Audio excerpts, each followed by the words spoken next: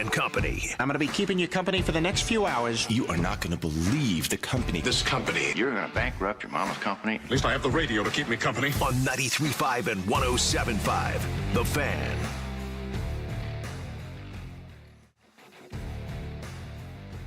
It literally, as of right now, unless like a storm rolled in and I'm unaware of it, could not be a more perfect day outside. It's beautiful. It's like living in San Diego. And I'm starting to feel the vibe. I'm starting to feel the energy a little bit. This is how you know that it's getting real. Got up this morning, went and had our annual, I think it might have taken a few years off, but we have resumed this, and it is an honor and a privilege to be able to attend the IMS Radio Network breakfast that kind of kicks off the month. So, Paul Page is there, Brian Livingston, who's a pit producer, Wally Levitt, the former general manager, Chris Pollock, and then those that I work with on the broadcast, currently, Mark Janes, Nick Yeoman, Michael Young, Ryan Marine. Rich Nye of WTHR is now a member of the radio network. He will be doing the pits this year. So that was a ton of fun. And then, as I always do after that, stopping by to see the historian emeritus of the Indianapolis Motor Speedway, Donald Davidson, and just sitting there and looking at the weather outside and knowing that tonight, and it is a huge honor to do all of those things, by the way, and I'm very fortunate, I realize, but it gets me in the mood to know that it is all starting to ramp up in terms of racers and pacers. But, of course, the order is pacers and racers alphabetically and also chronologically, because tonight at 8 o'clock, it is game number 2 between the Indiana Pacers and the New York Knicks at Madison Square Garden. And I will admit to this. I am befuddled by this. For years, I have been deaf to and immune to the narrative of, like, there's a conspiracy against the Pacers or, small market team gets snubbed. I think that when you cover sports actively and you're around it and you are involved in going to the practices and the shoot-arounds and the games, which we're very lucky to be able to do, or when I was working on the TV side notably, but you kind of live in a snow globe where you are unaware of the overall lack of discussion in certain areas. But now I think this is the first time, and I will admit to this, it's the first time that I really have taken a full investment and interest in observing and seeing everything from the fan perspective, which I think is important in our job. We were so conditioned within the line of work that we're in that you can't be a fan and you've got to be objective and everything. And I think that there's still a lot of truth to all of that. But I also think that it was doing disservice to listeners of a radio show because you want to be able to see things from the fans' perspective, and you want people listening to the show to feel like their opinions or their viewpoints are represented or are heard. And so I've tried to do that more this year, while still offering an objectivity as to how teams win or lose games. But in terms of viewing it through the lens of a fan, I've kind of done that with this series. And one of the things that I have noticed, and my apologies for being late to that party, but one of the things that I have noticed, and I used to always kind of roll my eyes when people would bring it up to me, Jimmy, but the whole narrative of, like, the media doesn't care about Indiana, I've never agreed with that thought process. I mean, when I worked at Channel 6, we were the video supplier for ESPN because of the ABC ESPN connection. And this was back before the days of, just sending everything digitally and everything else. And I remember ESPN, the assignment desk, they're telling me that Indianapolis was in the top 4 markets in terms of video supply, in terms of storylines coming out of Indianapolis. There was always something between Peyton Manning and Reggie Miller and those Colts teams and the race and, everything going on here, Final Fours. Indianapolis was a much bigger sports market than market. So whenever I heard people talk about how little old Indianapolis gets snubbed, I always kind of rolled my eyes at it because I'm like, it really doesn't, though, because from a sports market standpoint, it's pretty well established and respected nationally. Now, having said all of that, if you look at game one, the New York Knicks played, 7 players in that game? 8? Plus the 3 in striped shirts. But if you look at that game, the Pacers controlled the majority of that game.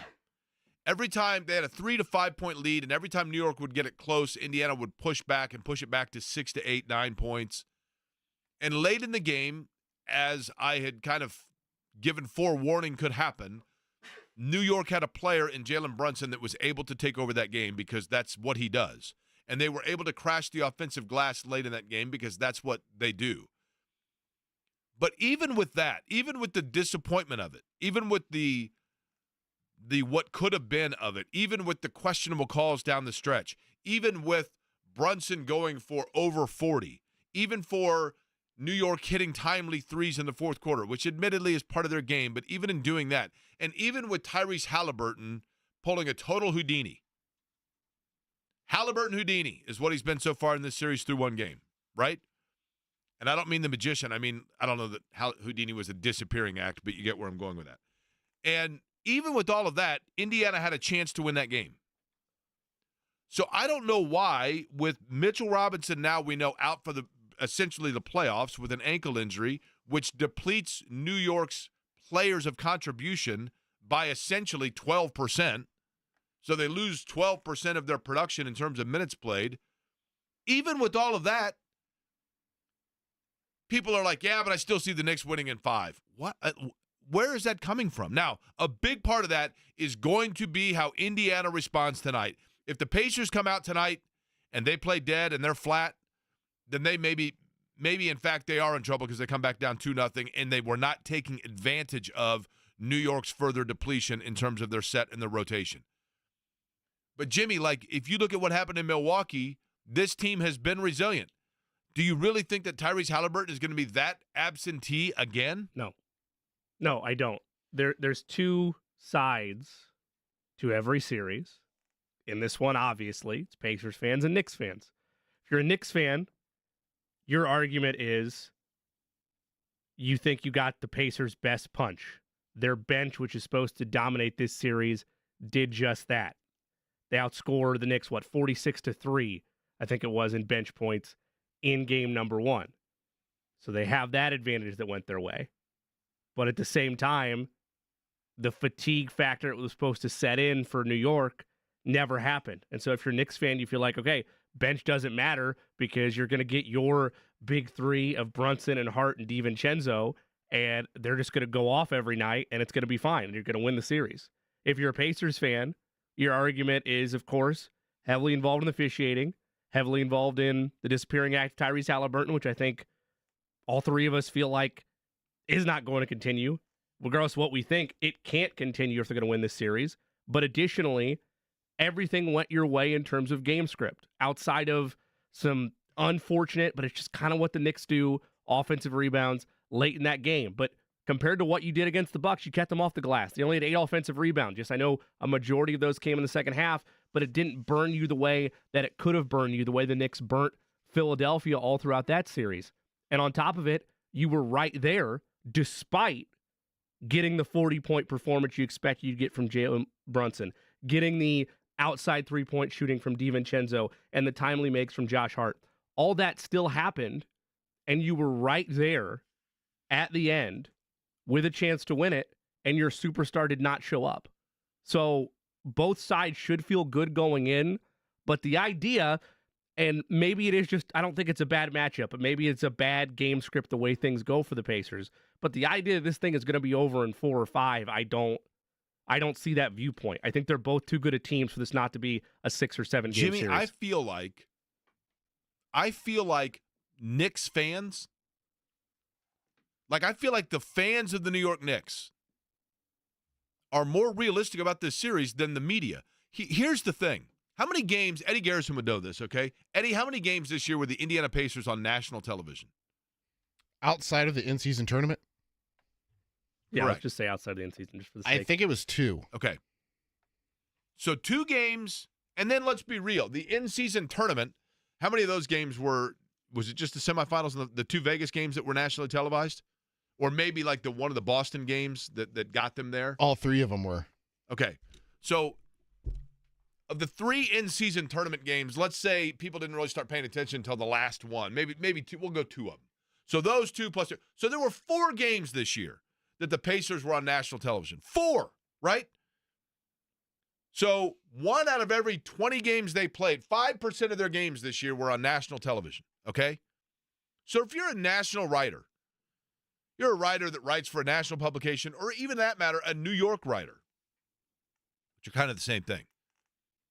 You had a chance to watch them. Now, you can tell me all you want. Well, they could have gotten the Bally's app and watched it. People in Indiana can't find the Pacers on the Bally's app. Ain't no way nobody in Jersey is going to find it, right? You could in theory Well, they have League Pass, but yeah. yes, I mean, I get what you're saying. There's a large portion of the national media that does not watch them regularly. Yes, to your point. Thanks for rolling with the joke there. Sorry.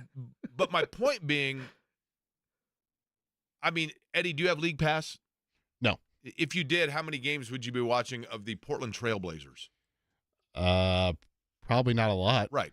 That's my point. My point being, you can tell that a lot of these people have never seen an Indiana Pacer game because of the narrative, just like, well, they got past Milwaukee because Milwaukee is banged up, and now, New York is this juggernaut team of destiny. I don't think people realize the depth that Indiana has. I don't think people realize that they look at Indiana and they go, well, Halliburton's their all-star that was in the in-season tournament playing really well, and he's disappeared, so they're done. I don't think they realize that Siakam has started to mesh his way in. I don't think they realize that Miles Turner is as offensively versatile as he is. I don't think they realize that Ben Shepherd is starting to get comfortable in rotational minutes. I don't think they realize that Andrew Nembhard has a really good mid-range game, et cetera, et cetera. You would have to watch the team to know those things, and I think a lot of these people just have not. I think it would literally be like in the NCAA tournament when Indiana or Purdue draws a third-seeded New Mexico, and we're like, they'll beat New Mexico. I mean, New Mexico's 26-5, but they're in the Mountain West. I mean, come on. And people in New Mexico would be like, no. They just haven't seen New Mexico play. New Mexico's really good. I'm using New Mexico generically. Sure, I understand. Yep. But it feels like there is a naivete about this particular group. But tonight is big, and Mitchell Robinson not being in the lineup is big. And we'll get to that in a minute. Good afternoon to you on a Wednesday, right? Hump Day Wednesday? That is correct. My name is Jake Query. That's the voice of Eddie Garrison. Jimmy Cook is here as well. It is Query and Company on 93.5 and 107.5 The Fan. Good show lined up for you. As a matter of fact, about 15 minutes from now, a guy who I believe at the end of the week will officially be announced as the new head basketball coach at Marion and has a pretty well-known coaching name in the state of Indiana. Of course, he was the head coach at Texas Tech, head coach at Lamar, and has been working for the Pacers. So we might ask him a couple Pacer questions as well for the last couple of years. Pat Knight going to join us. Just about 15 minutes from now, we will talk with Pat Knight. It may be, I don't know this, but I'm assuming this is correct, that it may be Pat's first public conversation since the passing of his father. Of course, Bob Knight, his father. Austin Croshere, former Pacer, played in the NBA Finals, of course, went through New York to get there, and does Westwood One commentary on basketball. Also has worked on the Pacers radio network. Austin Croshere going to join us coming up at 1:30 today. And then 2 o'clock for Rob. Is that right, Eddie? That would be correct. Rob Perez, NBA Sirius XM, and, of course, noted Twitter follow as well. Going to join us. He is a New York Knicks fan, but we will preview the game with him as well. Jimmy, last night, Tuesday night, anything fun and exciting for you? No, nothing too crazy. Watched a little bit of those playoff games, primarily the Thunder and the Mavericks, as Boston and Cleveland kind of got out of hand there once things, really from the get-go, but especially when things went into the second half. I don't know if you're still to the game show life, Jake, but occasionally it's a game show night in the Cookhouse. A little Let password. Oh, sorry to give it away. Okay. A little password on Is NBC. that the only one you watched, or did you go with more than one? It was just password last night. Okay. So, no, it was a casual night. You How ever about watched the yourself? Game Show Network? Yes. Best game show on the Game Show Network is? Match Game. Yeah, that's a good one. Do you like some of the new installments of the game shows? They've brought back, obviously, Press Your Luck. Yes. New variation of Yeah, that. I'm a sucker for a good game show, as is my wife, and ABC has made a habit of ABC Summer and Fun, I think it's what they call it. They brought back Match Game in the past. They brought back, as you mentioned, Pressure Luck, and then NBC gets on that action as well with like the weakest link and password. I like I've always been a big fan of Pyramid, $100,000 Pyramid. Yep. Ooh, yeah. But I'm not a big Strahan guy doing it. That's tough, as he's the host of the new edition. Well, that's what so I mean. It's hard to But get on board, what I'm right? saying is, like, I don't dislike Michael Strahan. I don't necessarily like Michael Strahan in that role. You know what I mean? Dick Clark was fine with it, but he was always very smarmy. Like, afterwards, he'd come over and he'd be like, oh, and then he'd have the perfect answer, and it's like, oh, gosh, what a genius Dick Clark is, right? But I always like Pyramid because I like the theme song. I always rooted for people to win it, not because I cared about them getting the money, but because of the theme song that would play when they won the money. And then occasionally back in the day when the $100,000 was a tournament, and if somebody would actually win it, they would let the studio audience like bum rush the little area. And it was always fun to see, like, you know, like big, like literally it was like they just found people that lived in Burbank that were like, you want to go to the show today? The guy's like, well, I'm mowing my lawn. Well, that's okay. I mean, nobody's going to see it. He's got a knee brace on, a pair of basketball shorts. He's out there hugging people. It's awesome. Those were the days, man. Loved it. Eddie, what'd you do last night? Anything fun and exciting? Nothing at all. I did watch Jeopardy and Wheel of Fortune last night. That's about it. Watched the 2 playoff games. Did you watch Jeopardy in the first or second installment? Second installment. Hustled people, right? I How about wish. Oklahoma City last night, right? I love Oklahoma City. They're so fun to watch. Like, they've got so many dudes, and I don't know if Shea Gilgeous-Alexander Well, they is even had their best 35 player. first-round picks in the last 5 years, right? You're right. By the way, the whole, because you mentioned it with some subsection of Pacers fans, and it's small market fans in general, but the whole small market argument has no bearing in the West when it's going to be Timberwolves and Thunder in the conference finals. Like, it's a tough year if you're on that branch for the small market team can't do anything. Here's the thing. Of course, Boston might end up winning the whole thing, so whatever. And I get it. Like I said, I've tried to have more of like the fan perspective, right? But the one thing, I think that officiating in the NBA, do I think the Pacers got jobbed in game 1?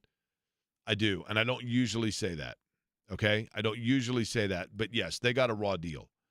But I think that raw deal is far, far, far more based on the home team gets calls than it is a conspiracy to assist New York, for example. And, you know, I do think that when they come back here to Gainbridge Fieldhouse, and that's part of why you want home court advantage, quite truthfully. That's why the regular season is supposed to matter in theory. If you're worried about that kind of thing, whether it's home court with the crowd environment or home court with the officials, that's why you fight for it in the regular season. But the other factor is this: when you weigh in, like, you know, the whole small market conspiracy to assist Los Angeles and New York. Look, the Knicks have been terrible forever. I mean, if there was a conspiracy to assist based on market size, let's go back. Give me a year in the last 25 years, Jimmy. Just give me 3 years off the top of your head. We'll go 94. 94 to current. Give me 3 years off the top of your head. 99, 2004, 2012. Okay. 2012, NBA Finals, Oklahoma City Thunder and Miami Heat. Oklahoma City's like TV market 50. Would you say 04? Yep. Lakers and Pistons. Big markets, obviously. 99, San Antonio Spurs, champions. Yeah, TV market like 45. The San Antonio Spurs, if there was a conspiracy to assist based on market size, how do the San Antonio Spurs end up with David Robinson, Tim Duncan, and Victor Wembanyama? Right? Yeah, the Spurs dynasty doesn't happen in a world where it's all about the Cleveland is a bigger market than it's given credit. But when LeBron James is the player that's available, Cleveland ends up with the number 1 pick, right? I mean, last year's champion, the Denver Nuggets. The other thing Think that about that. Since 2016, the Cavs, and I get it, LeBron was there, but the Cavs, the Bucks, and the Nuggets have won NBA titles.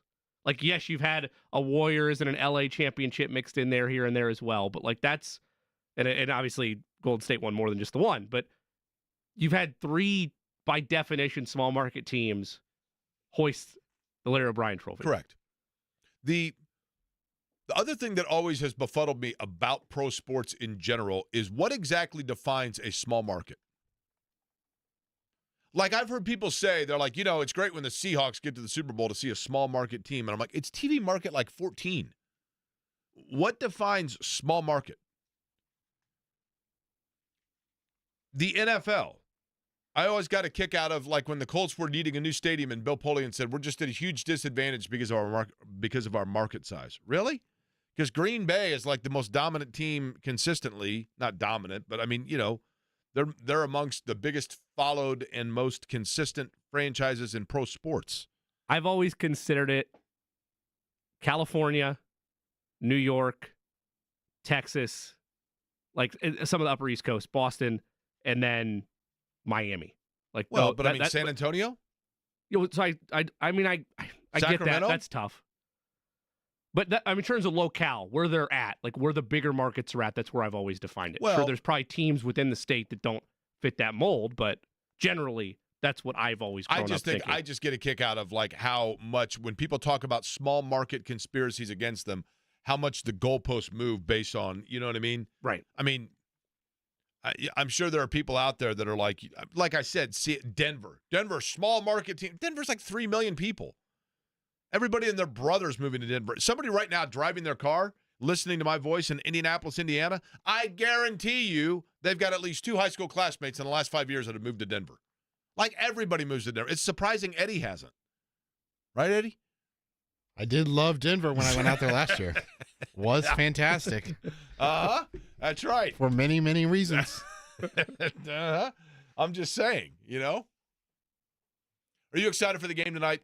I am. I mean, I'm excited for this whole series, not just the nostalgia aspect of it, but like, yes, I think that this is going to be a drama-filled series. And in reality, yes, small sample size, because only one game has been played for all of them.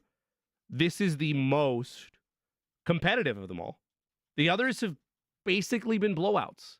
Like, yes, there have been moments, but in terms of the game ones that we've seen in the semifinals, and I know that Nuggets and Timberwolves have already played 2 games, but those were both blowouts.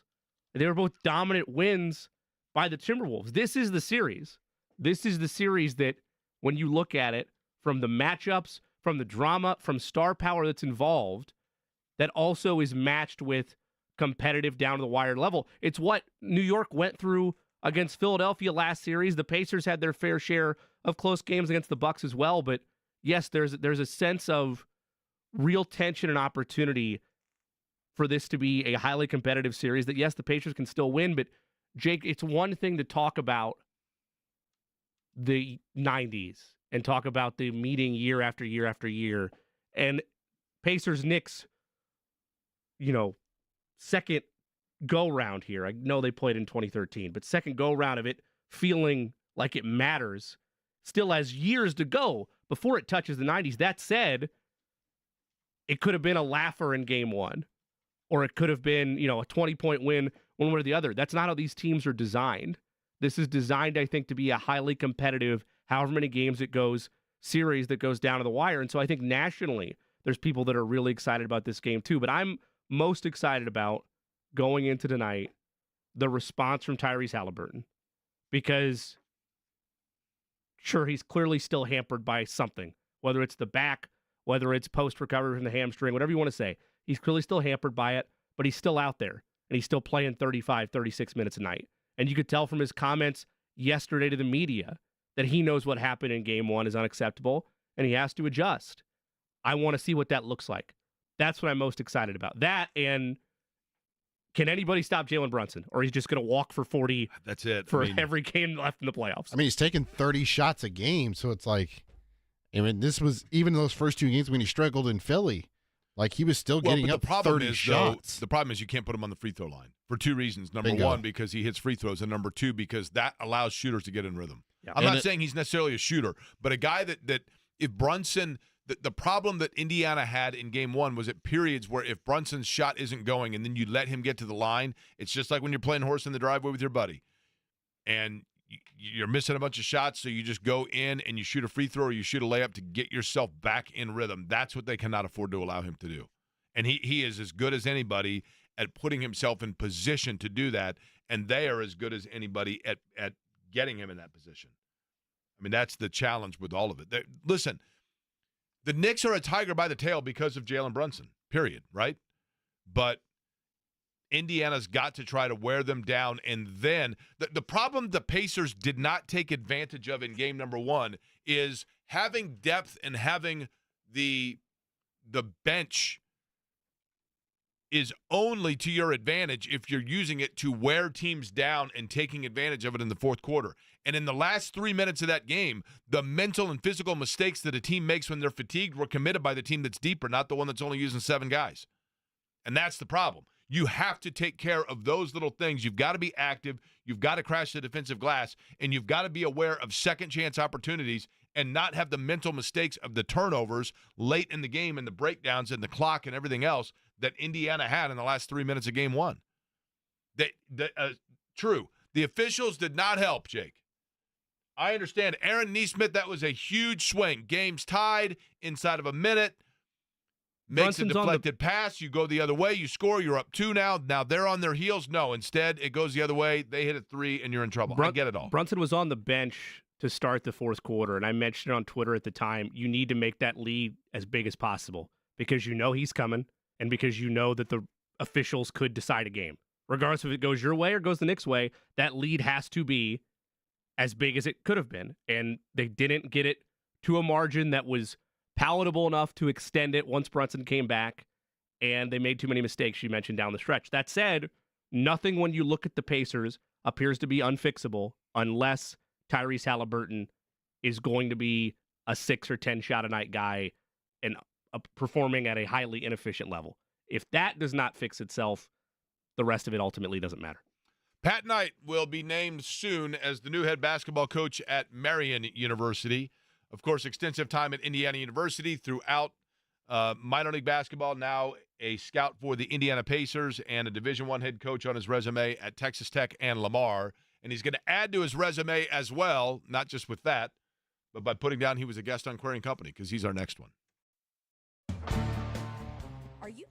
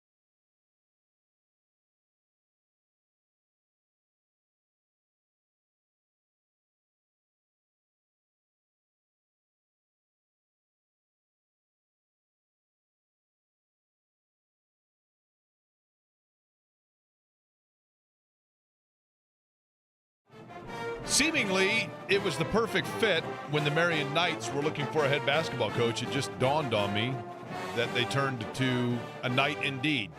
Joining us now in the program, he will be introduced as Marion's next head basketball coach.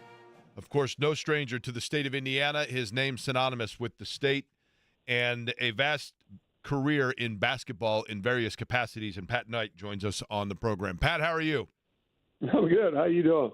I can't complain. The last time I saw you, not that anybody cares, but I'll say it anyway, it was like mile 4 of the mini marathon. I think it was last year. You were doing better than I, actually. I was pretty impressed. Did you do the mini this year? Yeah, unfortunately. But my legs were better. I was smart. This time I used a massage gun and took a bunch of ibuprofen after the race, so I didn't hurt as bad after what you warned me what I was going to go through. It's you definitely feel it, right? But listen, obviously right on the heels of that, then comes the news that you will be, and you have been living out west, if I'm not mistaken, as a scout for the Indiana Pacers. You're returning back to Indiana. Welcome home. Tell me how all of this came together for you to get the opportunity at Marion.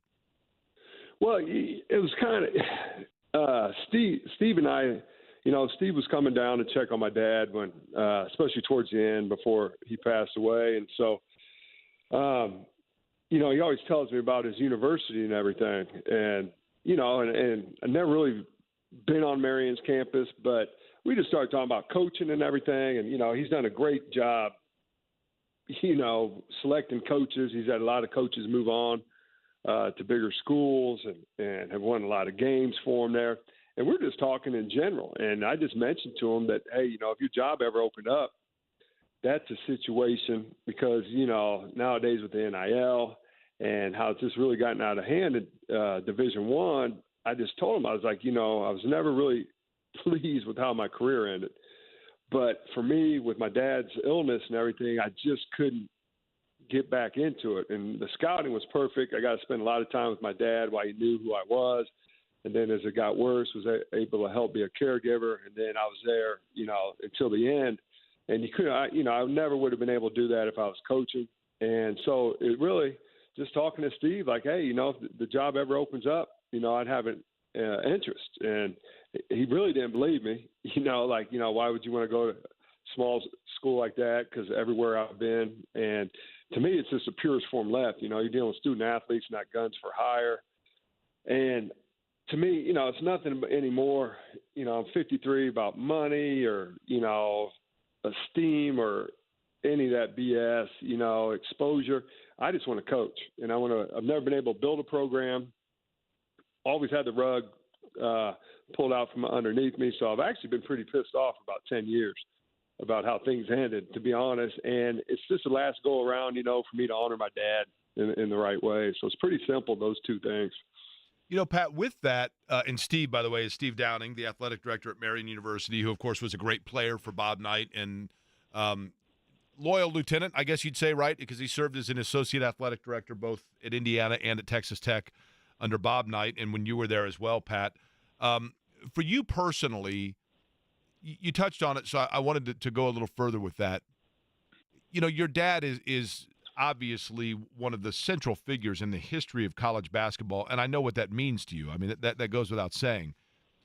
But is there an interesting dichotomy for you in now coaching without your father, because without him physically being there, I guess, because of the fact that you don't have that to lean on, but at the same time, and I mean this with all due respect, Pat, I think you'll take it that way, it's really the opportunity for you to be your own man, right? Like where you don't have that figurehead over you. Have you navigated through that mentally? Yeah, and and that figured into it.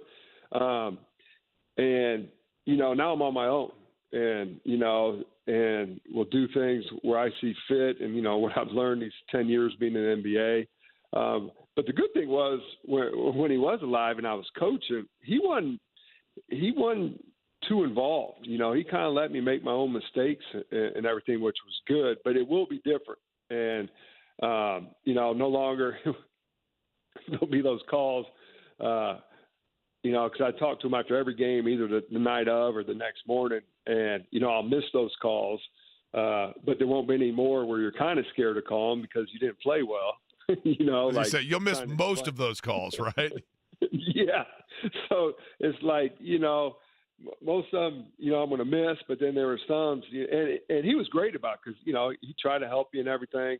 And so, but he wasn't as hands-on as everyone would think he was because, I asked him a couple of times, when I made some mistakes, and he had the right answers. Like, well, why didn't you tell me that before I did that? And he's like, you got to learn on your own. He was like, I went through the same thing, and it just doesn't help if I'm just over your shoulder. It's the way you grow. And sometimes, you get in trouble for it, or you lose or, get fired, but it's just the best way to learn. So it's kind of interesting. He was never like, you got to do this, this, and this. And he really let me sink or swim on my own, which I really appreciate because really it's the only way to learn. And I know there's other instances with father-sons and not just sports or businesses where, the old man is just, right over the shoulder and involved in everything. And I've always felt sorry for, children like that because they don't learn on their own, don't get to make their own mistakes. And some might like it that way, but I was never that way. And so that's what I appreciate with him. He was really hands off, but he was there, like you said. So that's going to be different from my standpoint, not to have that guy to, really lean on. But, I'm older now and been around a lot. And so I do have guys that I can lean on, since he's not around anymore. Pat, off the front end, my condolences. My dad lost his battle with dementia 6 years ago, so I understand what that's like to see, a father figure, a literal father, go through that. And for me, on my seat, my dad wanted me to continue to pursue a dream of broadcasting and wanted to continue to push for that, which I'm doing now. You obviously have had coaching career experience, whether it was an assistant at Indiana or an assistant at Texas Tech or following your dad's footsteps there or to Lamar. And you mentioned how scouting opened up another door for you, but the love for coaching and the aspect of getting back out there and, as you mentioned, helping young student athletes, how much did that factor in your decision that this was time now to get back in? That was the whole deal, just being part of a team. That's one thing about scouting. It's great. I work for an unbelievable organization, but you're alone. I mean, you travel by yourself. You're not trying to be. There's no mentorship. You're not leading anybody. You're not trying to help anybody, and you have no skin in the game, really. And so I miss being part of a team. I miss working out with kids, and I miss being an influence because I think I can really help these kids. I told them when I met with some of the team that I guarantee them they're going to become better basketball players and men by the time they leave for playing for me. And it's not that I'm a great human being, but they can really learn from my mistakes. Jake and I go way back. He knows where the bodies are buried. And so it's not like I was an angel, but I think I can take my screw-ups or how I was a little wild and really help these kids in that way. I'm not coming in there like, oh, you got to do it my way. It's really pretty much do the opposite what I did in a lot of things. And I just miss that aspect, like you said, just dealing with these kids and helping them out. And, some of them don't have a great parent situation. Some do. Some are missing a mom or a father, and that's a great thing about coaching. You can fill that void and help these kids. And especially at a school like Marion, we're not dealing with kids being one and done. All they want to talk about is the NBA. I'm dealing with kids that are going to end up being doctors, managers in business, own business, dentists, lawyers. I mean, these people that I coach are really going to go out there and improve the world. And so that's what appealed to me. I'm past the ego stage, I've done it. I've been a head coach and assistant, the big level, small level. I've been flavor of the month, piece of crap, fired, hired. I've just been through the whole gamut. And now I just really just want to go to a school, and 3 reasons. Steve Downing was the main reason. Indianapolis, you're in a big city. You're not in a small town, college town. It's Indianapolis, and I'm an Indiana boy. That was what everything appealed. And so when it opened up, I heard from Steve, to see if I was really interested in the job. But the funny thing is, back when I was coaching, I had an agent and all that. So schools would actually just contact you themselves or go through your agent. Well, I didn't know you had to apply. At this level, you actually have to apply. So Steve calls me, and he'd been waiting for my application to go through. I had no idea. I haven't had a resume since 1997. So I was actually scouting for the Pacers down in Portsmouth at the draft camp. And my wife had it. She's back in Las Vegas where we live, and she had to go on and get one of those templates, on the computer. And I know how computer savvy you are, Pat. I mean, you're very computer savvy. Yeah. It's the most generic resume you've ever seen. I was just list everywhere I've been. But then, of course, the resumes. Well, what were you in charge of? I was like, it's going to take us a week. Everywhere I've been and everything. So I finally got it in, and so maybe this could have been done earlier, but I didn't know for 2 weeks, and I just thought I was waiting to hear from Steve, and I never heard from him, and I actually was maybe they went a different direction, but no, it was just I had to apply, and I've been I just was used to how it was when you had an agent and everything, so that's why. So it's kind of neat doing that. So I filled out the application, answered the questions, got it in, and then it was able to start the interview process. Did they make you put down references? Yeah, I was going to say, they told me there was a background check, and I never got a call, so I figured they must not be very thorough, right? Well, wait a minute, because you're involved. You don't want the background check because you're part of a lot of it, so you don't want that. That's right. I would have given you full clearance. I'd have given you full clearance. The best part was Steve was like, after they hired me, he said, hey, there's this guy named Jay, and I stopped him right there. I was like, I know who you're talking about. He had no idea that we were pretty much, even though we lived by each other, we won't go on that story, but we pretty much lived together at Jackson Heights, and I kind of was like, Steve, we just know where each other's bodies are buried. I was like, we had a great time. We did. So I know who he is, and he'll be the first guy I talk to. Don't worry about it. Well, I appreciate that, Pat. I also wanted to talk to you because, this whole thing to me, it is great for all the reasons you talk about. And I think you'll do great with, you got a good roster. They got some good players at Marion. As you talked about, you don't deal with necessarily the transfer portal and that kind of thing. But I think, Pat, it may be, and my apologies if I'm wrong here, but I don't know that you've publicly had a chance to just kind of address the people of Indiana with everything that you had to go through with the passing of your dad. And, the reality is, this, I mean, your father was the largest of larger-than-life personalities in Indiana, a polarizing one at that, no question about it. But you were loyal to the very end, and in the end there, probably in a life where you saw your dad having 1 million people around him, it really came down to you being one of the few that were there by the side the entire time, right? How difficult was all of that? What's the last couple of years been like for Pat Knight? It's been tough. We, early on, anyone that's dealt with dementia, knows how bad it is. But the problem is it's different for everybody. And that's the thing. There's no template or rules because it affects everybody different. And so the good thing was early on, we were able to, go on fishing trips, have conversations. But, it was typical, would repeat himself, wouldn't remember things. But that wasn't bad, because it's still pretty much normal. But I always tell people that ask me for advice, I was like, the problem's not the person with dementia. The problem's us. Because the person with dementia doesn't know that they're repeating themselves. They don't know that they're asking you questions or forget things. And for the people that are the caregivers, you kind of get, annoyed and, how many times can I answer this question? So it was kind of a learning process with that, but we were still able to do the things that we love to do with the fishing, watching sports and everything. But then what hits you is when they don't remember you. And that's a kick in the gut. And, and so that takes a lot to get used to. But then once you get used to it, and I talked to some of my friends that have been through it, you just got to go with the flow. And how long did you have to deal with that, Pat, if you don't mind me asking? I mean, how long? No, shoot, because I love talking about it because that's another reasons I wanted to get back here to help with, the Alzheimer's Foundation here in Indiana and start helping them raise money and talk about it because I went through it.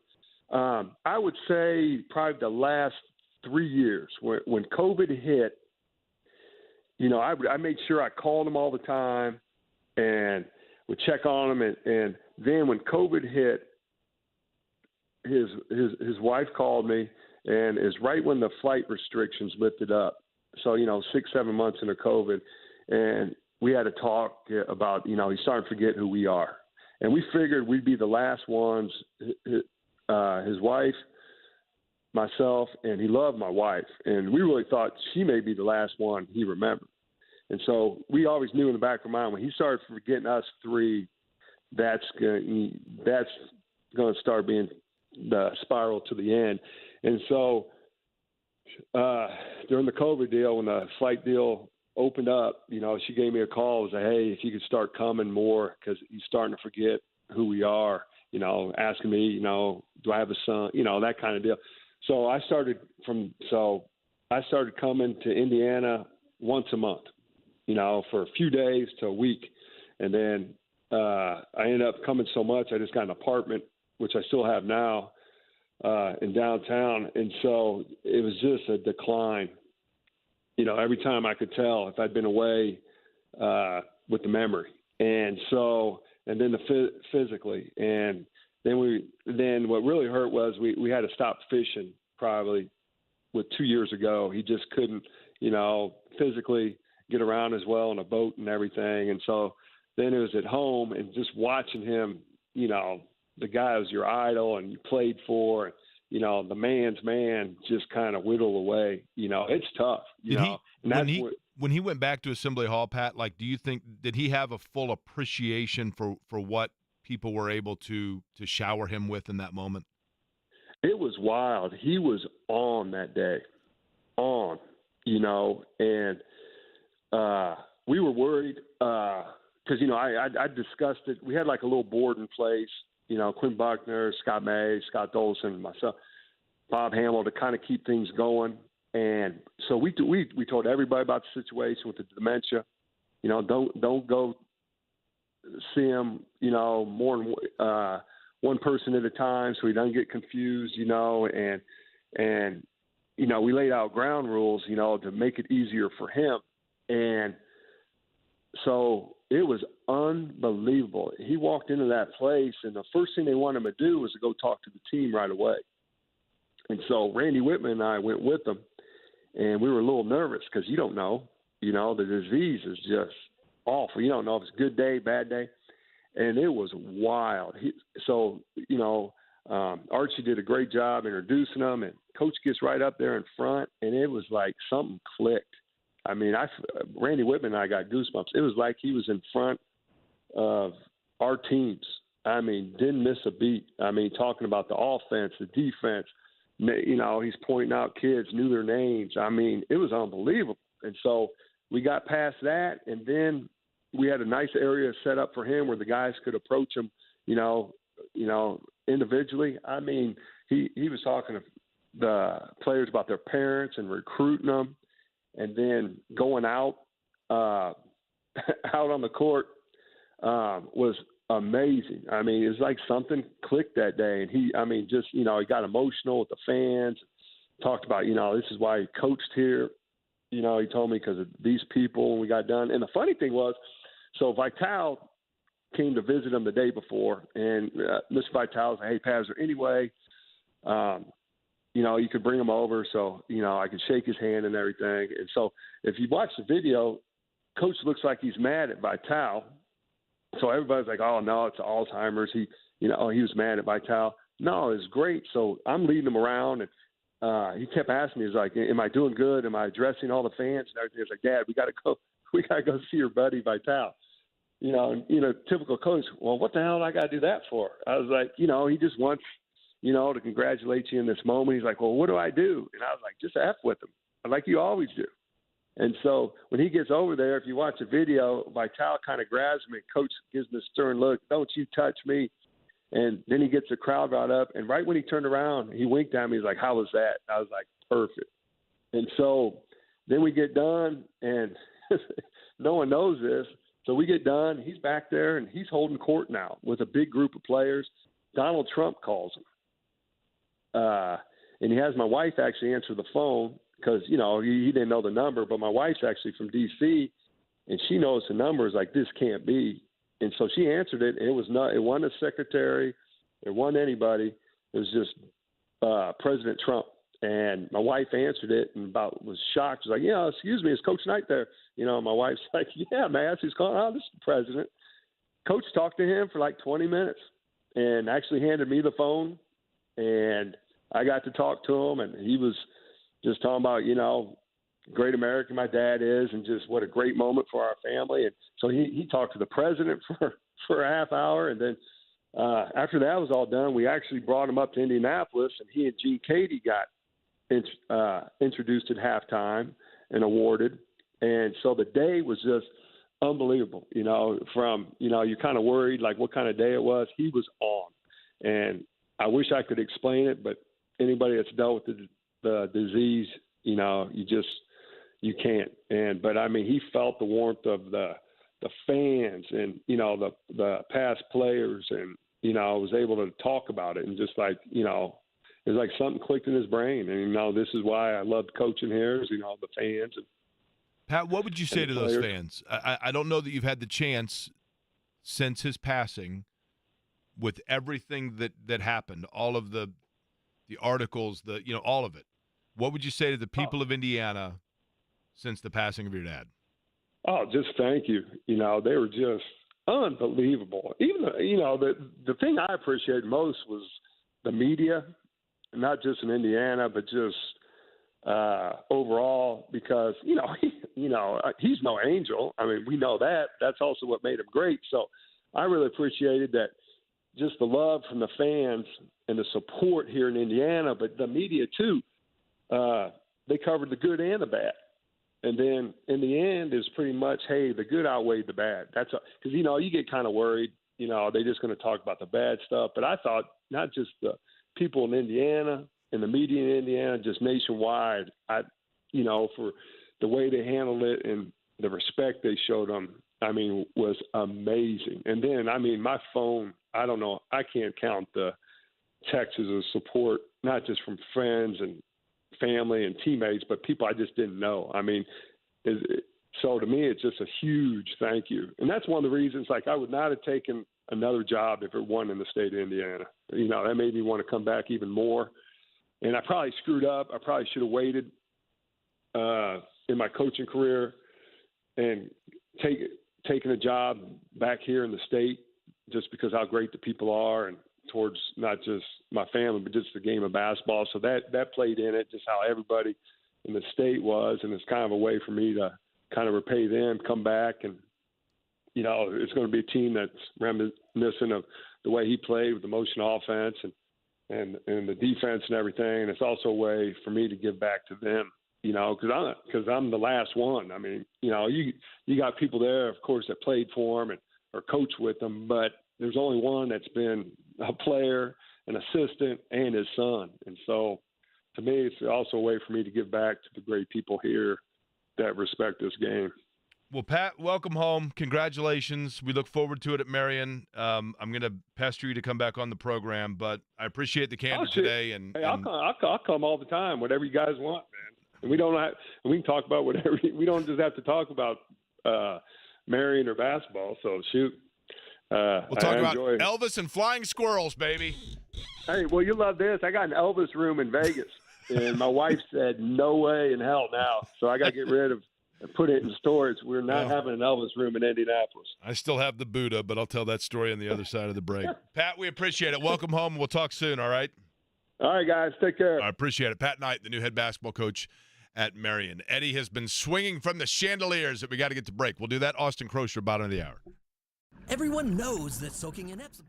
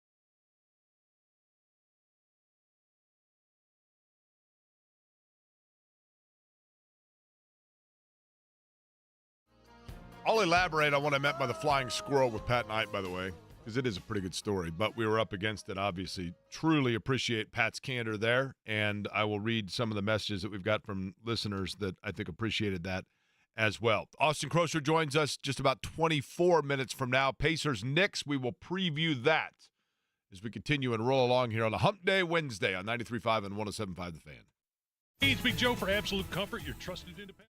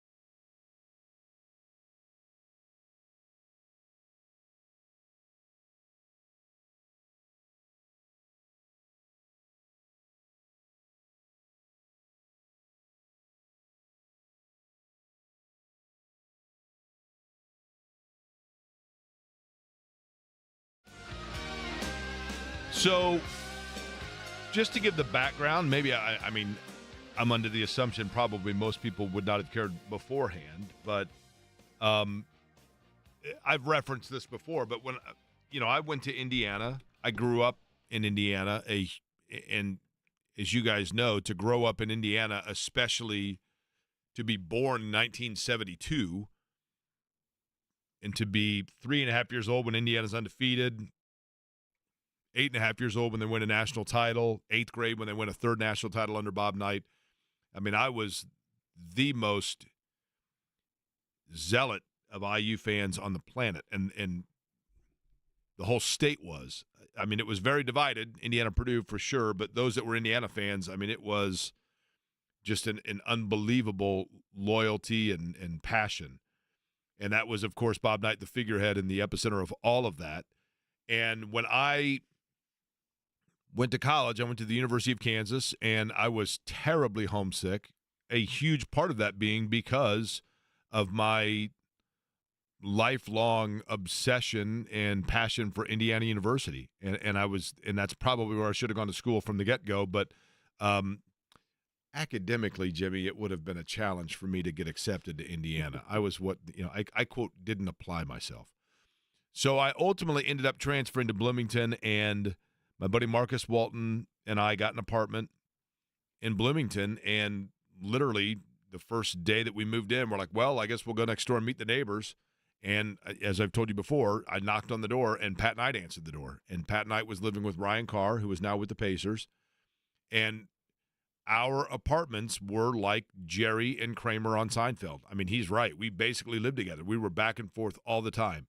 And Pat had a pet flying squirrel. We drove one day. He decided he wanted a flying squirrel, and we drove out in the middle of nowhere, like in Ellettsville or something, to some guy that had a pet cougar, and he was like an exotic, like basically Joe Exotic, or what was the Tiger King guy. He was kind of like that.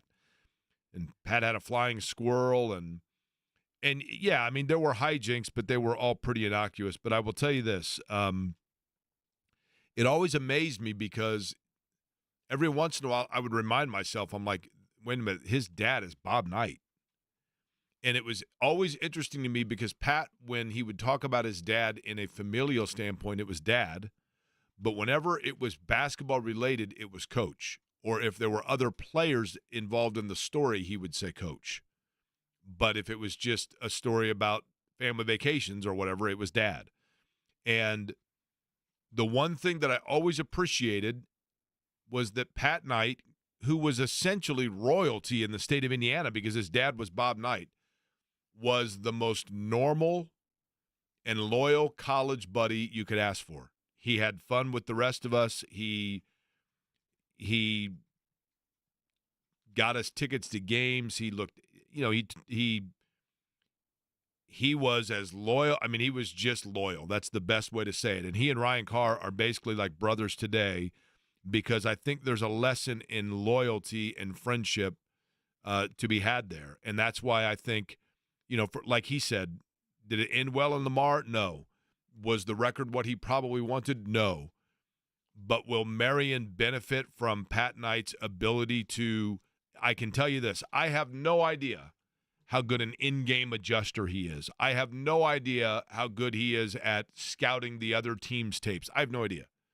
But I know that people who send their kids to Marion University to play basketball or people that are currently on the roster will have a coach that will absolutely look out for the best interest of the players and be a loyal guy. Because I have never seen him as anything other than that in the hard-to-believe-it 30 years that I've known him. 100%. And I think that showed in that conversation.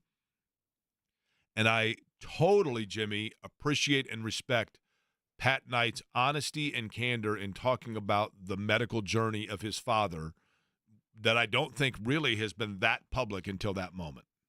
Yeah, I mean, it's tough to go through that. I think a lot of people, I don't know the numbers on it, but a lot of people have had relatives in some capacity go through the diseases that hamper old age, whether it's Alzheimer's, whether it's dementia, to name a few. And having gone through that personally with my dad, it's tough to watch. And he's right. There are good days, there's bad days, there's good hours, there's bad hours. But, the difference between, a lot of people's dads and Pat Knight's father is the legacy, the world-renowned knowledge of him and being one of the most prolific figures in sports. And so to balance that while also wanting a sense of privacy, I imagine it's very difficult to be able to speak about that as publicly and as openly as he did. But I appreciated that. And I think a lot of people that, whether you're fans of basketball, whether you're fans of the Knights, or whether you just relate to that relationship between father and son, was very special for him to be as open about it as he was. Hey, Jake.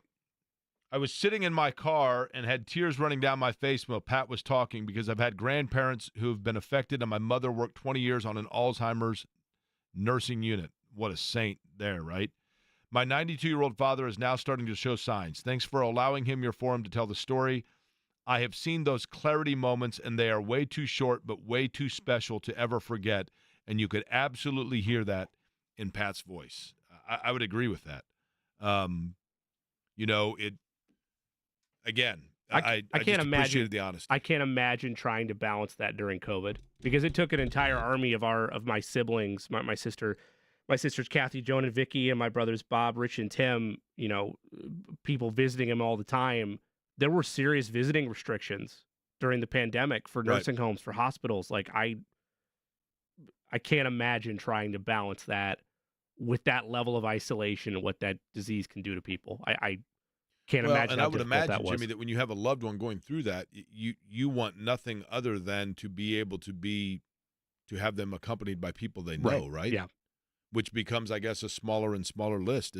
For Pat to say that it's been 3 years since his father regularly recognized him was, I think, to a lot of people was, surprising, right? I mean, yeah, illuminating to it, but. Look forward to seeing what he can do with Marion for certain, and they've got a good roster. Back to the storyline also at hand of tonight between the Pacers and the Knicks. We haven't really gotten into this, Jimmy, but it absolutely bears repeating. I know that he's a guy that didn't play a ton of minutes in Game 1, but he is. But when you look at the the list of players for New York that they use or don't use, to have any of those guys unavailable is significant. But Mitchell Robinson's absence is significant, right?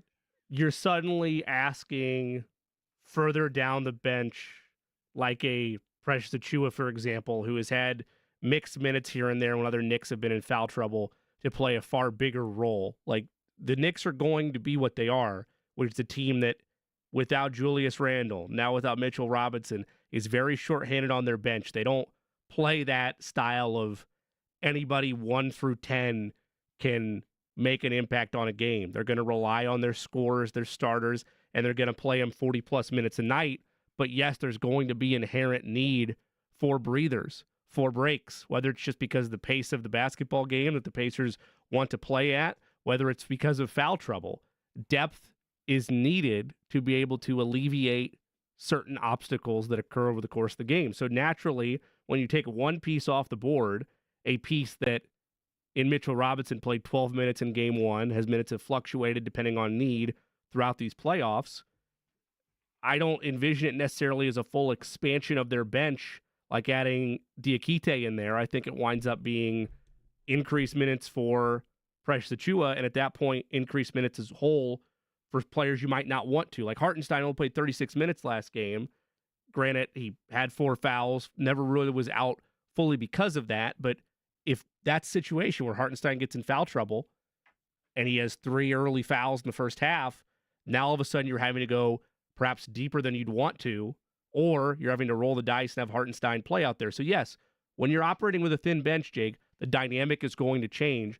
The question is, for the players that aren't really impacted by Mitchell Robinson's absence, talking about Josh Hart, talking about Dante DiVincenzo, I'm talking about Jalen Brunson, players that play different positions that aren't necessarily impacted by his absence and are young players.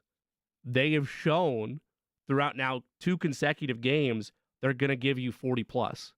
If fatigue does not set in for them, then you're looking at needing to play perfect basketball as a second unit if you're the Pacers and give yourself a chance late. Because if fatigue doesn't hit the Knicks, the bench factor doesn't matter. We saw that in game 1. It doesn't matter if you outscore them 43-6.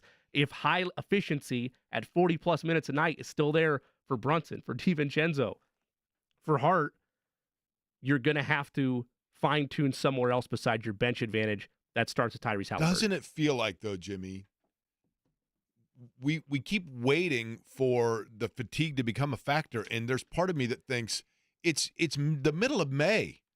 If it was going to happen. If it hasn't happened by now, it's not going to happen, right? I disagree with both of you. I think if it's going to happen in Game 6 or Game 7. Like, it's not going to be something we see in the early games.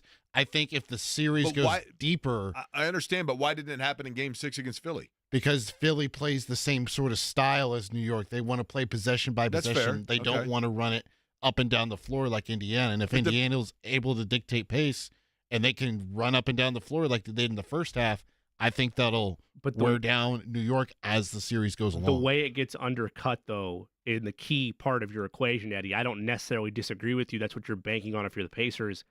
It has to get to 6 or 7. If you're not able to clean up what went wrong in Game 1, you can't bank on 6 and 7 arriving if they never happen, if it ends in 5. I don't think that's going to happen. I know some people have picked Knicks in 5. I think some people really went off the deep end and said it's going to be a sweep now after the Game 1 loss because it felt like the Pacers let one get away. Eddie brings up a key point because that's what you're banking on is, are they really going to be able to do it in back-to-back series with a more intense pace than last series for 6 or 7 games? That's what you're banking on if you're the Pacers. But you additionally, though, need to clean up where you struggled, not just with Tyrese Halliburton, even though he's the largest to blame. They needed more stops late in that ball game. Whether it was Jalen Brunson, whether it was maybe Water finds its level more on Knicks three-point shooting, they needed more stops late. They did not get them. But how far away they are, Jake, in this series to me is not, it's not some big gulf between the Pacers and the Knicks. That was a game where it is weird how people just like there's this narrative. They had the ball with 15 seconds to play in a tie game. I know. So I don't know. I think this has all the measurements. Like the people that think it's like cute, plucky Cinderella Indiana. I'm like, where have you been all year? I mean, they've beaten good teams all season long, right? By the way, Jimmy, on another note, as I was driving in today. Okay. I mean, it's just perfect outside. Now, I assume it still is. Perfect outside. The sky is this perfect hue of blue, and it's not very humid. And I had to go over to the Speedway this morning, and I was over by the track. And so now I'm starting to feel it, right? It's starting to ramp up a little bit. And next week, we are going to be at the Indianapolis Motor Speedway during the practice days doing the show from out there. So you'll hear the cars in the background, which is always cool. We'll have drivers coming by and people from the Speedway, which is awesome. And so I want to – and I don't mean this in a bad way. I mean this in a good way because I'm looking forward to it. You are experiencing a lot of this stuff for the first time, correct? In terms of – well, like doing a radio broadcast after 7 beers. You've never done that before, right? That's correct, yeah. He drinks seltzers. Okay. I drink both, but yes, I'm not ashamed to admit that. So I do enjoy what a are good you seltzer. let me ask you this. What are you most looking forward to? And what are you most, and I'll say this for lack of better, what are you most like, intimidated is the wrong word, but what's like the thing that you can't really grasp in terms of the next couple of weeks? Which is totally fair. I mean, you know what I mean? I'm always curious from the consumer standpoint, how this buildup sits with them from a driver's conversation point of view, right? Because anytime you're talking to any athlete, the questions have to be dictated such where they're not going to, it's like somebody tried to ask Rick Carlisle in a press conference a couple weeks ago how they're going to defend Joel Embiid. You're right. They're not going to give away the whole cards for what their race strategy is, but the consumption of it in the week or two up to the 500, I think is what I'm most excited for in that standpoint. And then in terms of like Carb Day, we've done a couple shows from Carb Day now or in some capacity. Had an opportunity to do it last year when the show itself was still finding its legs. And I know that you and Kevin at the time were there out there in the morning. So it's not totally foreign to me. And the setup of the race and the countdown to it, growing up here my whole life isn't foreign to me. But that wall-to-wall coverage of it when everything really hits the fan is what I guess seems daunting in the moment.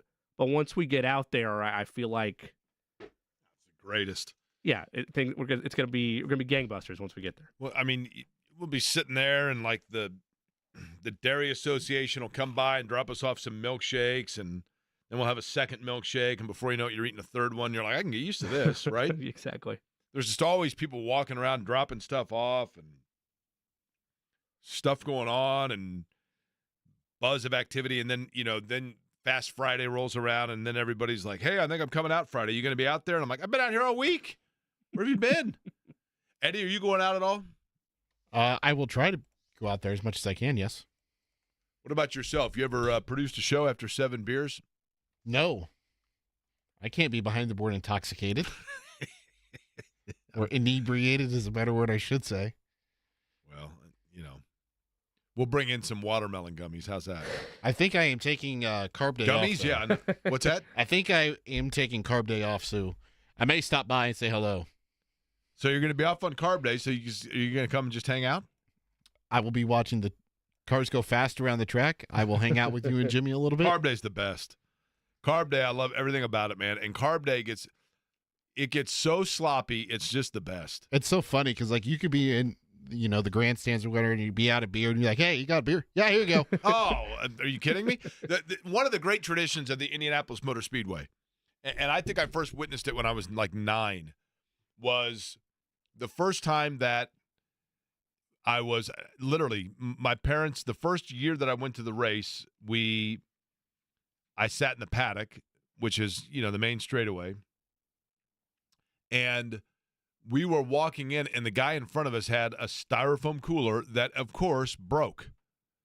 So the bottom of the styrofoam cooler breaks, and now all of a sudden, I mean, literally, I've never seen people move like that. You got 30 like natty ices rolling around, and I mean, people are hurtling over people to grab one of them. I mean, it literally is like the random stray beers rolling around amidst a crowd of 10,000 people all walking in line. And it's amazing how everybody had like eyes in the back of their head over the fact that there was a stray beer. It's like a t-shirt toss, but with alcohol. Everybody wants one. Totally. Everybody's up on their feet, and everybody else, except minus the T-shirt toss, there's unlimited supply. You see T-shirt tosses there too, if you know what I'm saying, right? Sure, I mean, sure, you get a little of that as well. Yeah, if you're in the right area, for sure. But you are correct. I mean, like you're walking. It is all. I am so pumped. Just for example, like Andy on the morning show. You know, he's not from here, so this is his first go round with it, and just to watch people experience it for the first time, because it's unlike Carb Day in particular. By like 1 o'clock in the afternoon on Carb Day, it's unreal. By 3, it's Katie bar the door, and by the time JMV comes on, it's like, well, now it's the Wild Wild West, right? The amount of people that surrounded JMV's stage and just were chanting. I think it was at this point still JMV sucks.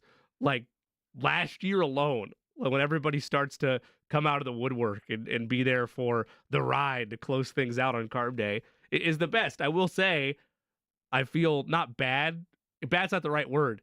I worry for Andy because I'm at least happy from a coverage standpoint. I have the 1 year under my belt of knowing what it's like while being with a hot mic with you, right? I've experienced it once. I'm curious to see what Andy's initial maiden voyage is out there for Carb Day. It is always so fascinating as well. For those that are not familiar with it, I mean, Carb Day, obviously short for Carburation Day or Carburetor Day back in the days, but it's the final practice before the race. So from 11 until 1 o'clock, they have a 2-hour practice. And they go out, and we go on the air as the radio network for a 2-hour, we call it a fax check, but basically it's a rehearsal. I mean, more than anything else, to make sure that all the equipment works, to get our drop points like into habit. But I love it because we're up there, and I don't think it goes over the air anywhere, but we basically do a practice. We during the practice, we just call lap after lap after lap, and it's the best. And like I have to stop and remind myself, like, wait a minute, this isn't the actual race yet, because it looks like the race. I mean, they start getting racy, and I mean, it's like, holy cow, it's awesome. Everything about it's awesome. And then the parade on Saturday, which is my favorite day of the year. Absolutely love it. I heard a great story about Austin Croshere once that I want to ask him about, whether it's fact or fiction, about his college roommate and why he was frugal when he first played in the NBA. Can I ask him about that when we have him on next to talk about the game? I think you should. Absolutely. All right, Austin Croshere's next. Hey, it's Andy Sweeney for Universal.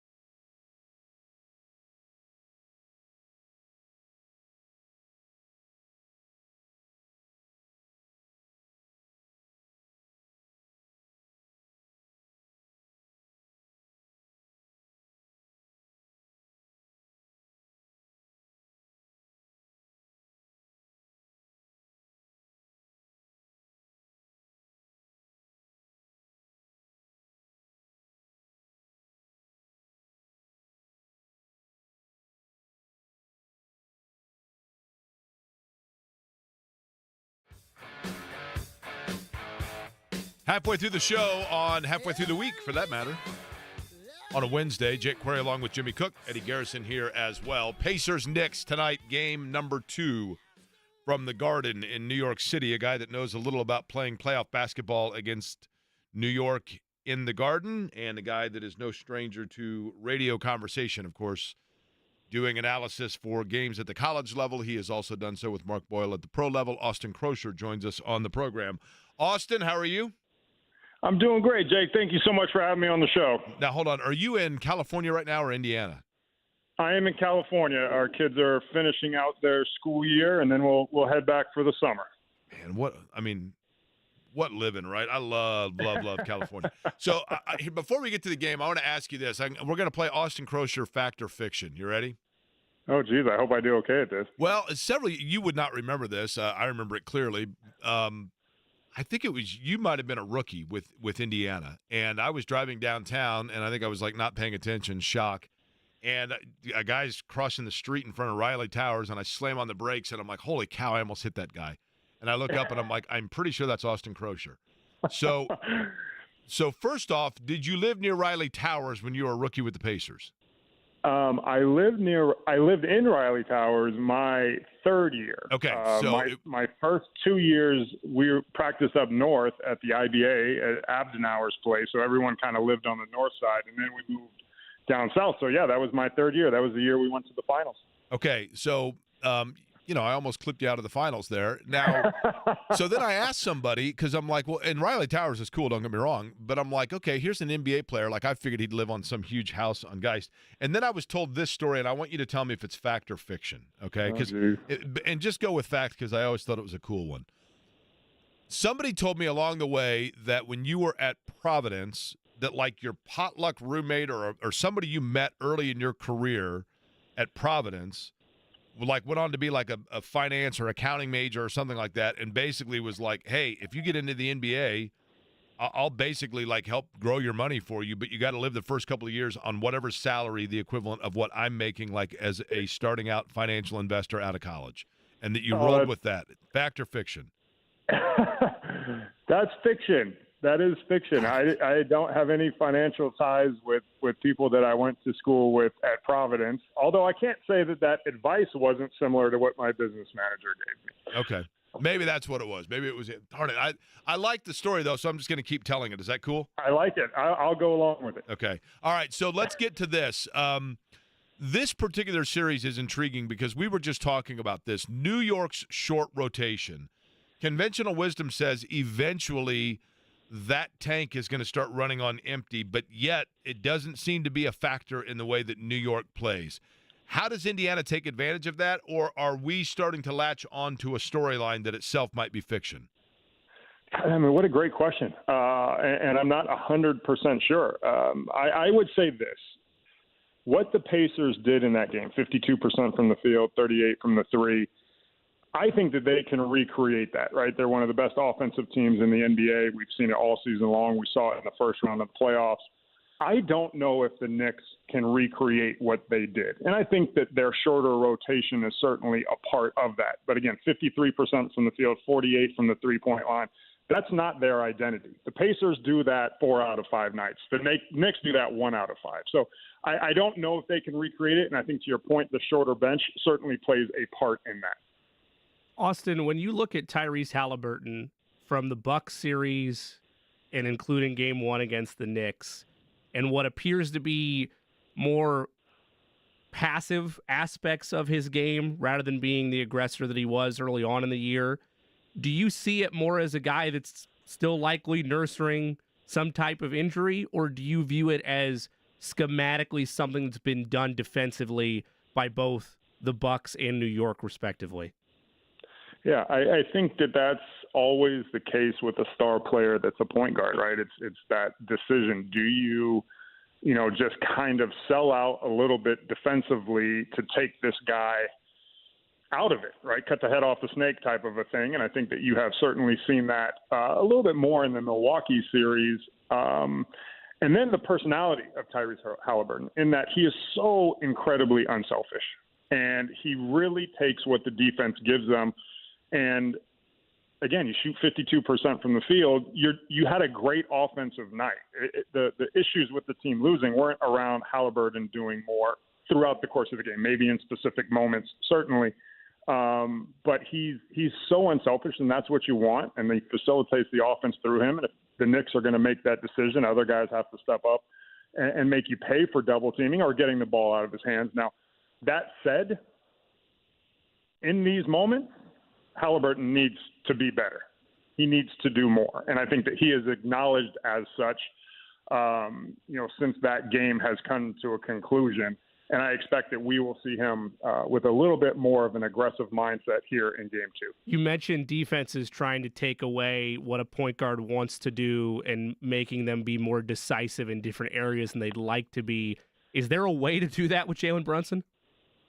Yeah, I think that you have to make him feel a little bit more uncomfortable. And I would expect to see Rick Carlisle and the Pacers throw a couple of different defensive things at him. I think in large part it starts with, everything defensively starts with keeping your man in front of you at every level, right? At rec league level, high school, college, you keep your man in front of you, and the Pacers have struggled to do that. To the point where the Knicks are not really even going to a pick and roll because they don't want to bring that extra defender in. You bring in the pick and roll, now you can trap the pick and roll, get the ball out of Brunson's hands, so it's really just one-on-one.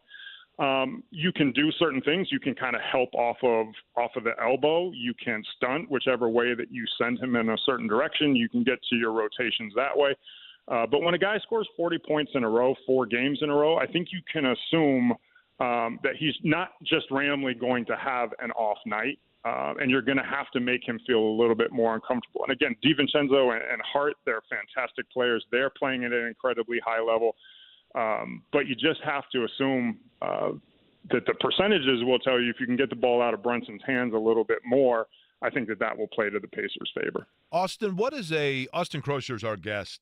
What is a storyline or something that took place in Game 1 between these two teams that you found yourself bewildered that more people have not talked about? Like, was there something that happened in the game that you thought people are missing it? This is an element right here that is impacting the way this game's going, and why are people not talking about it? It's a great question. I don't listen to a ton of the talk show stuff after the fact. So I as much of everything is again, I'm not sure all of the talking points as well as Brunson played, and you look at Halliburton's struggles, you look at how successful the Knicks were, if you want to put that on the Pacers defense, it's how close the game was late. And really, I think the struggles for the Pacers in terms of late game execution, and you can make an issue with some of the calls that were made, but it was the turnovers late that ultimately lost. And you see that, so many times. It's poise in playoff games, late game situations on the road, and that's where the game fell apart for Indiana. Even after the calls and all those things, they had their moments. But when you're on the road in that type of an environment, which from everything that I'm hearing was insane, and which, by the way, with Reggie being there tonight will be even worse, you have to have that composure in late game situations. And the Pacers had their chance to steal that game, to have a real kind of a defining moment with a Halliburton-led team, and it slipped away because of those struggles down the stretch. When I watch games in the Garden, and I watch Pacer games notably in the Garden, Austin, like there is an element of a higher nerve factor. I guess like the youthful kid in me comes out because it feels so big of like David versus Goliath because it's New York, right? And it just feels different than watching a game when they're playing in Miami or Milwaukee or whatever it may be. As a player in the playoffs in the Garden, did you feel that? Do you feel that? Or is it another playoff game? No. The Garden is different. And I know that people, in particular probably in Indiana, don't want to hear that. But there's something special about it. Whether you're there as a player, you're there as a fan, you're broadcasting. I've called the Big East tournament there, I think 9 years in a row now, and there's just something different about the energy in that building. I'm not saying it's necessarily better than other places. It's just different. And the way that building was going, you kind of saw it in the Philadelphia series, and they're certainly a an organization that has had their share of struggles, and they're trying to get back kind of where they once were, in a lot of ways mirroring what you're seeing with the Pacers. And everything I hear from people is how energetic the building has been in Indiana for this team, and I know that it will be in games 3 and 4. But your first experience in the Garden in an environment like that is unique. And if you didn't understand it prior to being in that, you get it very quickly. And to what I said, with Reggie being there tonight, I think it's going to take on a life of another level. And I think that you're going to see this Indiana team really feel like they let one go a little bit. That was their game to take. It was theirs to steal. And I think they feel like they let one get away. And I think you're going to see them, probably be in a very similar circumstance in the late stages of this game. And, hopefully they will handle it much better. And I think that they will.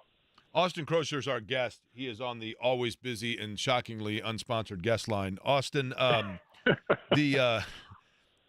when you talk about, when you went to the finals, for example, or when you're playing in New York to go to the finals, when you're in the playoffs in general, Austin Croshere, you had guys on your roster that had experience in those moments, whether it be Sam Perkins, Chris Mullin, the earlier years of the Pacers breakthrough before you, Byron Scott was there to help navigate a young Reggie Miller.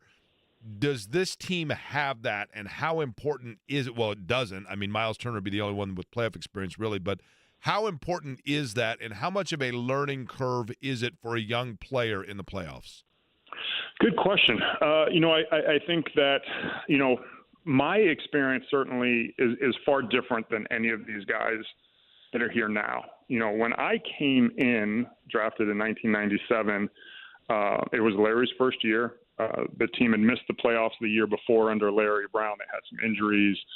Everything I kind of heard was the team had kind of given up on Larry Brown, but they had been to the Eastern Conference Finals, and Jake, you probably know this better than me. I think three years out of 5 prior to missing the playoffs.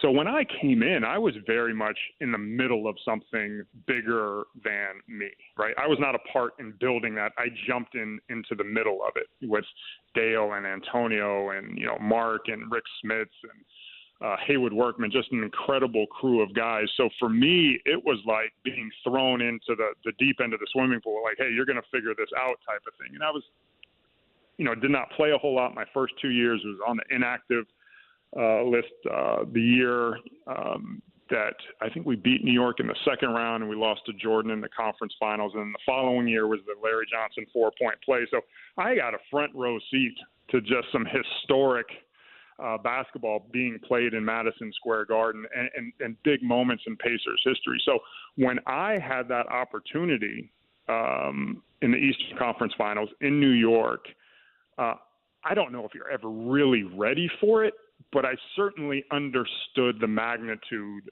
of it. And it was at another level. And listen, I've had 20-something years in basketball at varying levels. And beating the New York Knicks in Game 6 in the Eastern Conference Finals to go to the NBA Finals in Madison Square Garden is certainly the highlight of my career. And I say that without hesitation. It was just a special group of guys. In a lot of ways, it was kind of a culmination of that process, certainly in terms of Reggie's teams. Whereas for this group of guys, it is the beginning of it. And I think it's a very exciting time to be a Pacers fan. I think everyone can tell that this is a special group with a core group of guys that is going to be together for a long time. And it's coinciding with the Knicks having a very, if you're a Knicks fan, it's an exciting time as well. And this is not the last time that they are going to be playing in a playoff series. And hopefully it ends up 1-0 in favor of the Pacers in terms of Series 1. Austin Croshere is our guest. Austin, the Pacers are down 1 with 12 seconds to play in Game 1 when that illegal screen is called on Miles Turner. From an adjustment standpoint, is that really the gap separating them in New York in this series? And can adjustments be made to close that gap and make this the competitive 6 or 7 game series I think a lot of us thought it would be going in? Yeah, I definitely think this is going to be competitive. I don't think that, it's funny that screen watching it in real time and they blew the whistle. I didn't even know what they were blowing the whistle on, right? And then you watch it again, and you're outraged. How can they call it? And then you watch it again, and you're like, oh yeah, maybe he moved. And then they called for the replay, and I was like, oh, we're not going to win this. Yeah, he definitely moved. And I equated it to, the speed limit is 55 miles per hour, and you're driving 56. Are you speeding? Yeah, probably. Is someone going to give you a ticket? Usually not, right? So it was so just terrible that the officials took that opportunity away in that stage. And then obviously the foul on the inbounds play leads it to a 4-point play. And things just kind of deteriorated quickly. But up until that moment, this was, and this has to be up there in terms of great playoff games in Pacers history, even though it didn't come their way. And I think that there's no reason to believe that even in that setback, in that moment with the turnovers and with that foul, we're not going to be right back in this position. I started when I came on the show. The Pacers can recreate what they did in that game offensively 4 out of 5 nights. And I say that without reservation. They are so good offensively. They have so many pieces. They are so unselfish the way that they move the basketball. I played for Rick Carlisle as an assistant coach early in my career when Larry Bird was a head coach. And one of the things Larry always said, you can pass the basketball, you can dribble the basketball, you can shoot the basketball, but you can't hold the basketball. And the Pacers do such a good job of moving it. So I expect to see the offensive level for the Pacers continue to be at that high level. I don't know if New York can continue to do that. Brunson has been near perfect. Their late game shot making has been, it seemed like they made 70% of their shots in the last 3 minutes of that game. Can they do that again? I think Carlisle will make some adjustments, make it difficult, a little bit more difficult on Brunson. And yes, absolutely. I don't think that you have to drastically change things to expect to win this series if you're the Pacers. Lastly, and I've asked you this probably 50 times, and I'll ask you 50 more, and I'll never actually fully understand the answer. How does a guy from Santa Monica, California, actually enjoy living in Providence or Indianapolis? That's a good question. That is a good question. I was just a really weird high school player in that I got good late, and I never expected to play at a Big Ten, Big East caliber program, and then I just kind of kept getting better and generating more interest, and kind of fell in love with Rick Barnes and the opportunity. I knew that I was not ready to start at the Big East level, and it's such a different approach to picking your colleges than it is today. But we had a lot of veteran players, Dickie Simpkins, Michael Smith, guys that played in the NBA. And Don't forget God, Sham God, Austin. Come on now. We had God, Sham God. We had a crew of guys. And, Providence was great for me in that moment. It was certainly more about basketball. And then, Indiana, again, the ping pong balls kind of landed where they did. Larry had really scouted me. He was a scout or an executive for Boston before he took the Pacers coaching job, so he knew me well. I get drafted and then just kind of fall in love with the place. My wife went to Roncalli High School. She went to Purdue. Go Royals. So, there's the connection there. My kids were all born and raised there, went to elementary school. We've had the house in the summer, and Indy's a special place. The weather in January and February is not special by any means, but it's a place that certainly is near and dear to our hearts. And my son is actually going to IU next year. Believe it or not, he is made that decision to go from Los Angeles back there, and it will always be a home for us. Well, that's cool, and don't get me wrong, I love the view at Wolfie's at Geist, but it ain't the Santa Monica Pier. I can tell you that much, right? It's slightly different. It is slightly different. So too is the weather. But Austin, we appreciate it, man. I know it's a busy time. Congratulations on the graduation of your kids, and like you said, coming back to IU. And look forward to bumping into you, but look forward to this series as well, and we'd love to have you back on sometime. Sounds good. We'd love to do it. Thanks, Jake. I appreciate it. Austin Croshere joining us on the suddenly percolating interest of the sponsorship of the guest line, which I love, right? But it is, again, the always busy and surprisingly unsponsored guest line. Nobody ever frowned upon a bidding war. we just simply, we'll take one, right? We'll simply take one. Even if you just want to foster, right? We're fine with that. By the way, we're going to talk Rob Perez coming up here in just about 10 minutes. Get the Knicks side of things a little bit. Pacers-Knicks, Game 2. This is Robert with Kirby Heating and Air, looking for a company that still has pride in.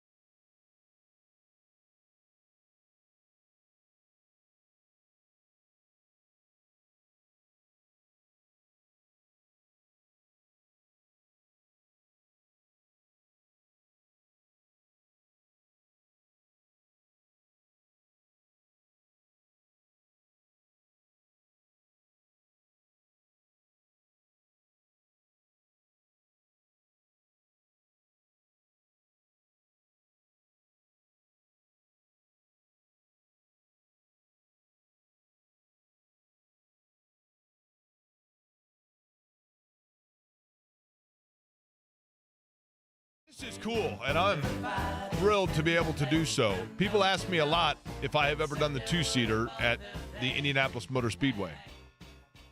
I have on both the oval and the road course, and we have the opportunity for you to be able to say that you've done the same. Right now, giving away a chance for you to do, not a chance, we're giving away a two-seater ride for the Sancio Grand Prix. This will be on the road course. You will have to be at the Speedway on Saturday. Find your way out there, and you are going to get inside of an Indy car, and you are going to feel what it's like to ride that thing at full speed around the road course at the Indianapolis Motor Speedway. We are going to give away one of them right now. Again, this begins at 9:50 in the morning on Saturday. You got to get there about 9 a.m. because they want you there 45 minutes ahead of time. The rides are going to start at 10 minutes before 10. So if you are available to do it on Saturday at the Indianapolis Motor Speedway on the road course in the two-seater, all you need to know is this. You've got to be 18 years old.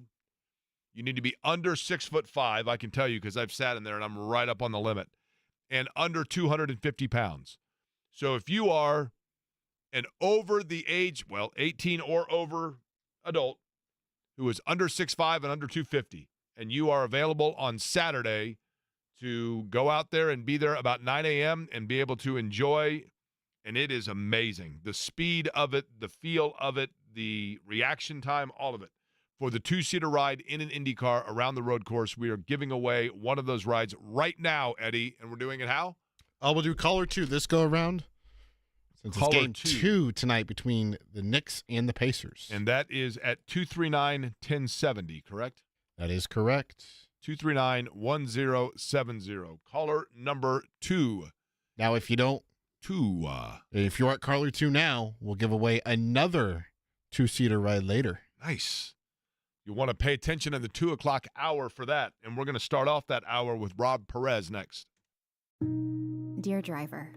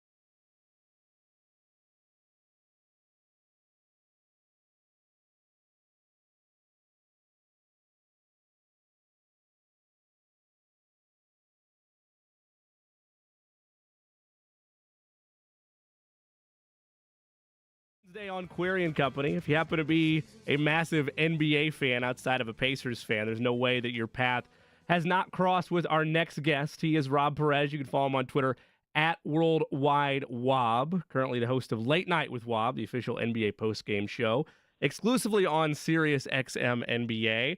Rob, first off, thanks for joining us. Congrats on that on the front end. I know that partnership with Sirius XM started before the playoffs began back on April 15th, so congrats on all that, and thank you for joining us. Out of the gate, for you as a Knicks fan, were you able to enjoy with any confidence the last minute and a half of that game prior to it going final and the Knicks taking a 1-0 series lead? I haven't enjoyed a Knicks game in the last 30 years of my life, let alone the last 2 minutes. I mean, every single game in this franchise's history is played the same exact way. And I'm old enough to remember those mid-90s series with the Reggie Miller 8 points in 9 seconds, the following year with the Patrick Ewing finger roll at the rim, and then the Larry Johnson kind of phantom 4-point play. You know, it's Knicks and Pacers, and it's the month of May. So what do you expect? I hope it's nothing less than what you're seeing. You got Reggie Miller in the crowd tonight. Come on, this is wrestling. Well, Rob, here's the thing about Game 1, and I loved it because it was the first time that, and I know these two teams played in like 2014, right? But it does feel a little bit different because everybody's hearkening back to that mid-90s era. Would you say that Game 1 was more about New York taking that game and Jalen Brunson saying, we are going to win this, or Indiana's inability to hold on to it and basically making colossal errors in the last 3 minutes, maybe with some weird calls helping out? But was it more about New York winning it or Indiana losing it, if that makes sense? Yeah, I think the answer is D, all the above. I mean, the Knicks it's pretty apparent they were fortunate about some calls going their way with the kickball. The opportunity to be able to challenge that out of bounds off of Jalen Brunson was only possible because of the review earlier in the game where Jalen Brunson blocked Miles Turner at the rim. It was ruled a foul, and it was overturned. If that's not overturned, then Tom Thibodeau is not able to challenge that out-of-bounds play, and we have a completely different situation there in the final seconds, if with or without the kickball. And then there's the Miles Turner off-ball screen that gets called. That screen occurs 100 times in an NBA game, and it only gets called a handful of times. But from an Indiana Pacers fan point of view, those are the things that are keeping me up at night.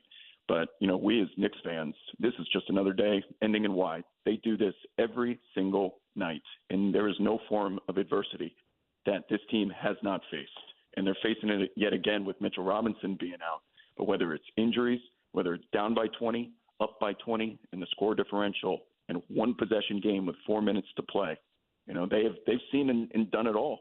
And especially in that series against the Philadelphia 76ers, they learned their lesson from not fouling Tyrese Maxey before he made that logo 3 and forced a Game 6. The subsequent game, they foul. In that game against Indiana, you better believe that they were going to get fouled. So the way that they just adapt, evolve, and learn with this roster of guys, I don't think if I'm not mistaken, a single player on the roster is, or at least in the rotation, was drafted in the lottery. You have a bunch of overachievers, and I mean that as a compliment, because Tom Thibodeau and Leon Rose have been able to extract every drop of potential out of these dudes. And they show it to you and prove it to you every single night. That's a long-winded way of answering your question by saying you better be prepared to get into the trenches against this Knicks team.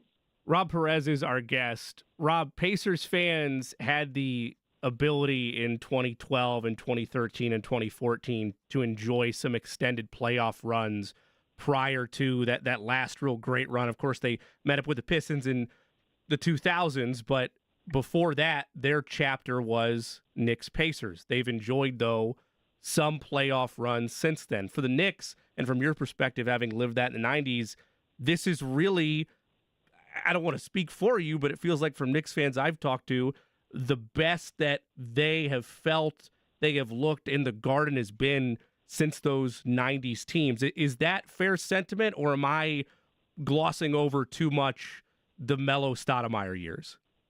Yeah, so there's two generations of Knicks fans as well as Pacers fans that were alive for the 90s and those who weren't. And if you were, then it's going to be really tough from just a nostalgia standpoint with where the league was at with Michael Jordan and NBA on NBC. You know, it was just a different cultural movement at the time, and those are my personal favorite Knicks teams, and they will be in perpetuity. But I'm also smart enough to know that there are NBA fans now that did not get to experience that in real time. As a result, you have seen the Pacers and the Knicks in that series where Roy Hibbert meets Carmelo Anthony at the Summit. You know, that's the biggest Knicks-Pacers rivalry moment, and everything else is just being told to them as stories, like a history class lesson. So for Knicks fans, yes, if you were not alive for those 90s, I would probably say the Linsanity run, that season with those couple of weeks, Carmelo Anthony, Tyson Chandler, and Amari Stoudemire, you know, those were the best New York Knicks teams. But it is unanimous, no matter how old you are, that Jalen Brunson has ascended to be probably the best point guard in franchise history. We can have a conversation about those Clyde Frazier, Earl the Pearl Monroe teams, Bernard King, all of those. But Jalen Brunson right now is going on a path that is unprecedented for New York Knicks players, and that includes the fan favorites like John Starks. And while we're on that topic, by the way, because we have to talk about John Starks, it's Knicks Pacers, that Josh Hart wears his number is kind of a thing right now amongst Knicks fans. That number 3 represents the hard hat, the shovel and lunch pail mentality of this blue-collar basketball team that's in this big city. So for Josh Hart to play a lot like John Starks did, it's just bringing back all of these sentiments, which is making this series so special, and even for new age fans. Yeah, it's cool for sure, right? Because it does feel, Rob, like there's just something. I think it's because both of these teams have come together before our very eyes, kind of at the same time time schedule. You know what I mean? Like, so you feel like it's these two teams that are both just learning on the fly and coming together, and it's special, no doubt. It harkens back to that surreal, like, mid-'90s. Like, wait a minute, Indiana's in New York, really? I was surprised, to be honest with you, when you're talking about former Knicks, and you can illuminate on this. I was surprised to see Stephon Marbury, like, embraced. I don't know why I was under the assumption that he had an ugly divorce with New York. I know that who doesn't with Jim Dolan? I get that. But yeah, he's a New Yorker. Is he still beloved? Yeah. I mean, if you were born and raised, your basketball was born and raised in New York City. I mean, there's a reason why it has the reputation as the Mecca of basketball. Look at someone like Kemba Walker. I know he had a short stint with the Knicks at the end of his NBA career, but what he did in Madison Square Garden as a UConn player, I believe he went to Rice High School in the Bronx. Like, New York loves New York guys that make their name from the city. And Stephon Marbury, whether he was there as a Knick or he was there in his AAU high school days, yeah, he's not like the banner of old Knicks alums. That belongs to Patrick Ewing. That belongs to John Starks. They sit courtside. We've even seen a lot of Latrell Sprewell down there. But I'll tell you this. We know the fallout that Charles Oakley had. I was going to say, is Oakley allowed in the Garden again? No, that's the thing. So you will know that this is going to be a divine New York Knicks run where you can start believing that maybe it is actually our year if you somehow see Charles Oakley back in the arena, because that's the last one that James Dolan is ever going to let back in after the beef that they had. And if you see Charles Oakley sitting next to John Starks and Patrick Ewing courtside, it will incite a reaction that even with Carmelo Anthony sitting there, he gets, standing ovations all the time. But if Charles Oakley is somehow sitting there, if they're able to resolve that beef, then that is something that will make waves across the basketball world. What is something, Rob, other than Charles Oakley being in the arena, let's say 6 weeks ago, when you sat and looked at it and you thought about New York trying to make a deep playoff run, what was the one area that you thought to yourself, this is their Achilles, and they need to get that eradicated, and if they do, then they've got a real good chance of making a run here. But where is the area that they are most able to be exposed? Exactly what the Indiana Pacers do. And there's a lot of Knicks fans that got mad at me because I picked the Pacers in my playoff predictions before the playoffs even started. I've got the Pacers over the Knicks, and everyone's looking at me cross-eyed as if you're a traitor. What do you? Well, I'm like, give me a second to explain here. And it's the style of fights. The analogy I like to use is in a boxing ring that you could have someone like Floyd Mayweather Jr., 50-0, the consensus best pound-for-pound fighter, at least in his weight class, that the world has ever seen. And there is a reason why he waited to fight Manny Pacquiao so late in Pacquiao's career, because if you have a weak right guard, not saying that Mayweather does, but if you are a boxer who has a weak right guard, you don't want to fight a left-handed boxer because of the quick hook that will put you on the mat. So there are certain styles, regardless of records and seeds, that are not particularly the best matchup for a specific boxer, or in this case, the New York Knicks. And it's my opinion, with the way that the Indiana Pacers are not only deep on their bench, but want to turn every game into a track meet with their efficient, fast break offense. They can turn New York Knicks made shots into fast breaks. That is not something that the Philadelphia 76ers were doing. The 76ers were also not counterpunching when the Knicks send these legions of players to the offensive glass, where Mitchell Robinson was getting 6 offensive rebounds in his first 10 minutes on the floor, 3 guys going to the offensive glass.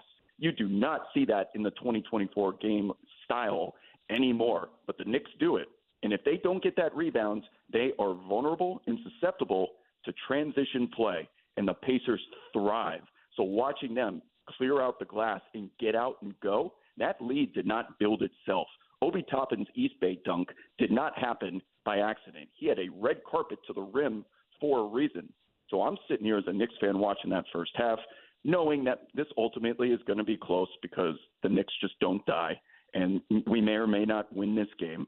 But I'm thinking long term, and I'm thinking, will Tom Thibodeau stick with this strategy of sending Josh Hart, Hartenstein, well, not Mitchell Robinson anymore, Precious Achiuwa? Will they go to the glass if the Pacers continuously get these 3-on-2 advantaged opportunities in the fast break and are getting layups when the Knicks need Jalen Brunson to turn into the hero of New York City just to get 2 points? Because I don't think that's sustainable. So the style of fights is the answer to your question and what scares me the most about the Pacers. You know, I keep saying, Rob Perez is our guest, by the way, on the program here, Rob. I keep saying that New York, you know, it's incredible with, and I love the way they defend. They have definitely their coach's kind of mentality. I think that his stamp is there. But if, in fact, New York is going to fall victim to the short rotation and fatigue is eventually going to kick in, when is it going to happen? Because I've been waiting this is incredible what they're doing, but is it eventually going to start to show itself? It already did. I'm so glad you asked this question because I left this out of my previous answer. I want to have some words with whoever's in charge of the New York Knicks player personnel, because they sent Josh Hart to do the third quarter TNT interview at the end of the period. Instead of, he plays every second in that game, and the TV timeout minutes are the only time or timeouts called by the coaches that he will have the opportunity to rest. So he gets sent to do an interview, and all of us have tried to speak while we ran on a treadmill or go hiking or something. It's exhausting, okay? So this guy comes over to the microphone, and he's like, we love this style of play.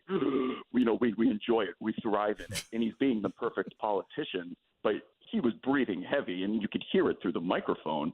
So the answer to the question is the Knicks did this all year.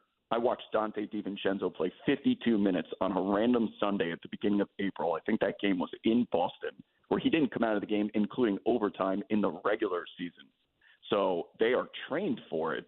But if you're playing a 7-game sample size and the Pacers are just continuously getting out into these fast breaks and turning games into a track meet, will you hit the point of diminishing returns with the amount of minutes being played, especially with Mitchell Robinson unavailable? I'm skeptical. And that was, again, a big reason why my brain picked against the Knicks. My heart obviously hopes that Indiana gets swept. but I'm watching the style of this fight and Josh Hart sucking wind on the sideline, and I just don't know how much longer they can keep going like this. It will be an admirable exit, and you better believe Tom Thibodeau's going down in Tom Thibodeau fashion, playing everybody 40-plus minutes. But I'm skeptical, and I really think the Knicks need this victory tonight in Game 2 because of the energy that is going to be provided at those home games in Indianapolis. The track meet is going to turn into a 100-meter sprint.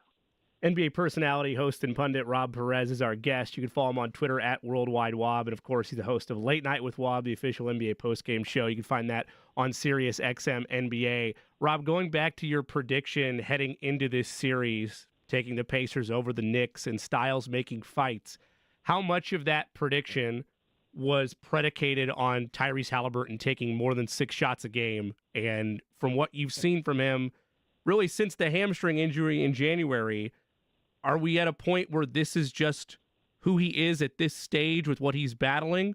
Or do you expect that, hey, it's just an off night, bounce back probably to follow? I think only time will tell on that one, which is the politician's response. But the guy is too talented, and he has proven this season, despite regressing at the end of the regular season there a little bit with his jump shot, that there is not a sharper tool in the shed when it comes to running an offense and being a floor general. So if he's not putting up the stats, he's always putting his team in a position to succeed. And watching T.J. McConnell and Isaiah Jackson, by the way, sorry to change the topic, but goes out there and matches his series output against the Milwaukee Bucks in just one half. He's one of those guys that, and you see guys like this in the league, that when his number is called, more often than not, you say to yourself, why is this guy not more in the rotation? I thought he was outstanding in Game 1 when he was in. And he's going to be able to operate not with impunity, but without Mitchell Robinson on the floor to match him with those second units.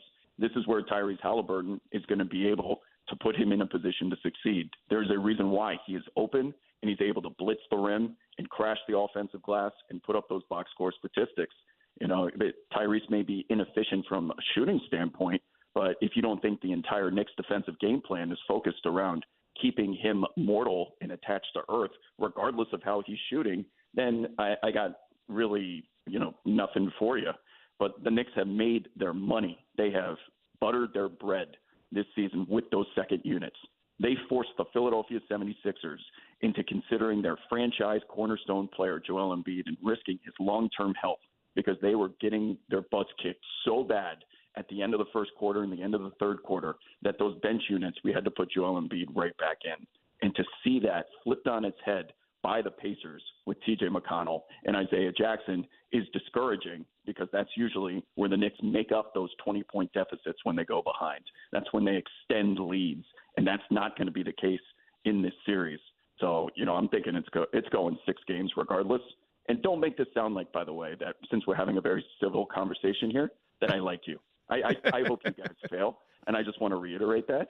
But it will be a bloodbath at the end of the day. Well, in the interest of civility, the feeling's mutual. So I'm glad we established that. Right. They're on the back end of this conversation. You mentioned the styles of fights, and we know how disciplined and asking the most out of his players, especially on the defensive end, that Tom Thibodeau is. You could see him visibly ticked off on the sidelines at the way the Pacers were able to dictate tempo for a large portion of that game, especially in the first half.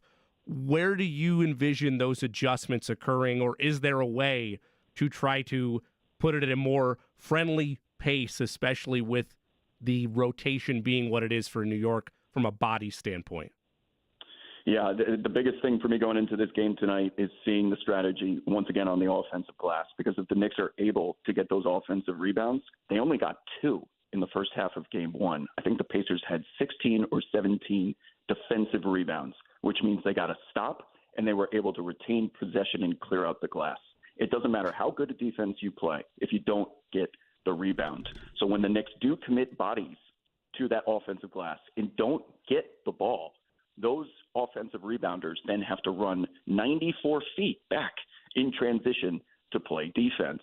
Now, if the Knicks are able to get to the glass and they get those 10 offensive rebounds like they did against the Philadelphia 76ers, then that's how the Pacers are going to lose this series, because you got Jalen Brunson with another 14 seconds on the clock, forcing the Pacers defense, which isn't great to begin with, to go into scramble mode. Then you go into this chaos type of defense, and that's where he thrives. That's where OG Anunoby starts getting his hands on deflections, starts getting down at the rim. That's where Josh Hart starts slithering into the paint area for tip slams and tap backs and things like that. So if the Knicks are able to bend the Pacers to their will through the offensive glass and make them fight their style, that is the only way that they will win 4 out of 7 times.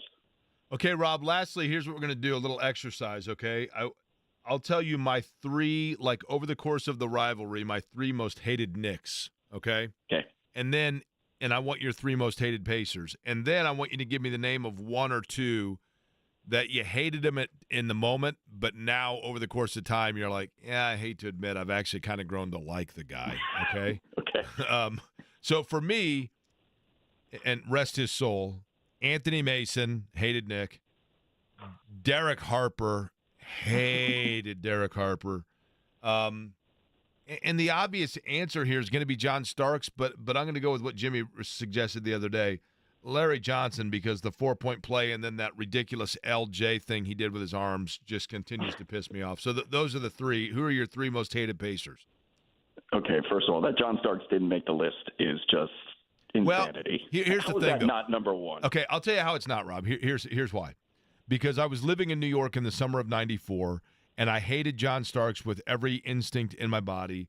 And then I because I hated the Knicks, and I had to sit there in New York and watch Game 7 against the Rockets, he went 1 for 17, and I thought, okay, this guy's not bad. I also think winning time, the 30 for 30, helped develop a little this bit dude more done goodwill just did this. for I mean, you got to love him Starks. after that, right?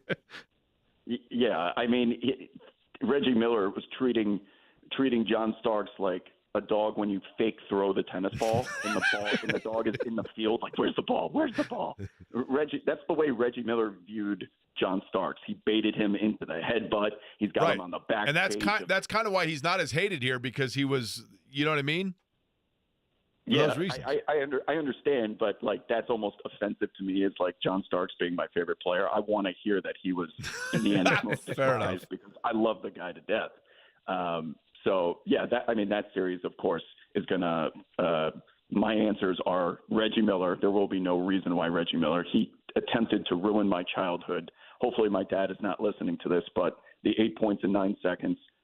I was there in person. My dad wanted to beat the traffic, and we didn't even find out that had happened until we got to Grand Central Station because there was no Twitter. Are you serious? Oh, so you were one of the ones in the 30 for 30. They talk about it where Knicks fans were running into other Knicks fans saying, "Yeah, we're up 1-0. We did it. The game is over. It's 8 points in 9 seconds, so you can't possibly lose that game." And I threw the biggest. I remember I was like, 8, 9 years old, throwing the biggest tantrum, the only tantrum of my life. I'm like, this is what we get for leaving. You caused this. You did this. And then Reggie Miller tried to break up my household. So I will always have resentment for Reggie Miller to this day. That has not changed. In addition to everything else he did, he tried to ruin my childhood.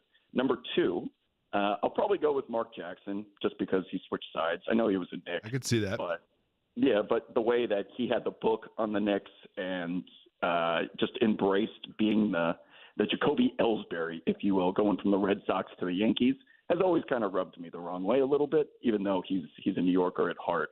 And then, you know what, number 3, I have to go with probably just Rick Smits because he was such an admirable foe to Patrick Ewing. I'm nothing against the guy, but Patrick Ewing was so accustomed to athletic dominance, and Rick Smits was just annoying, man. He was such a nuisance, and he was tall enough and big enough to change the style of the fight.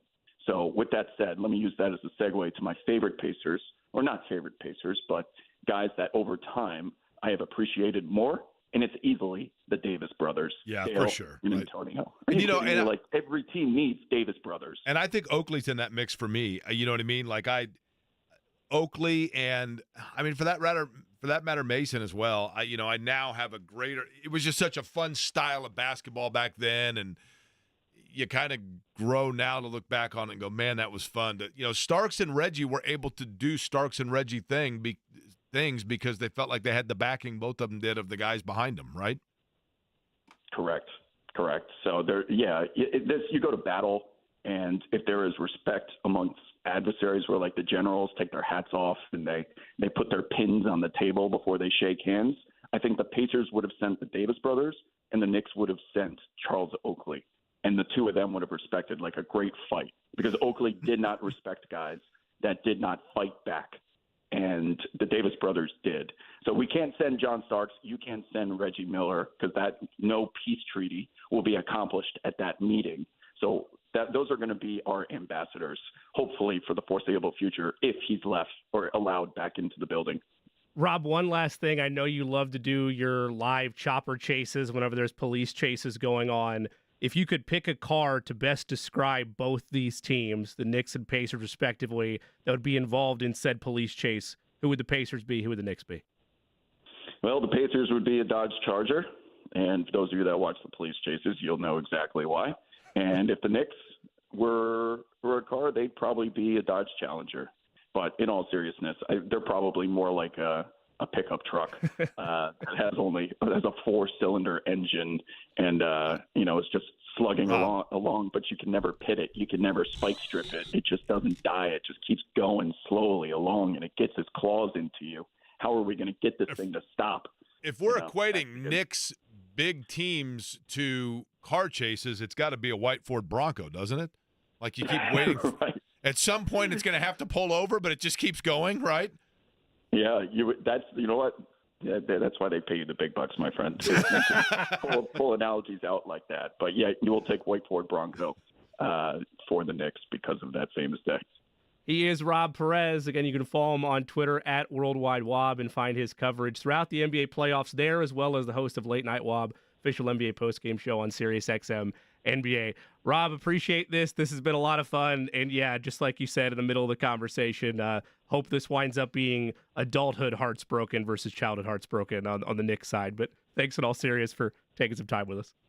Right back at you guys. And I mean that genuinely. Good luck tonight. Thanks. You too. Love it, man. I'm telling you, like, Starks, I hated Starks in the moment, but I also liked the fact that supposedly he'd worked at a grocery store, and so people would chant paper versus plastic when he was at the free throw line.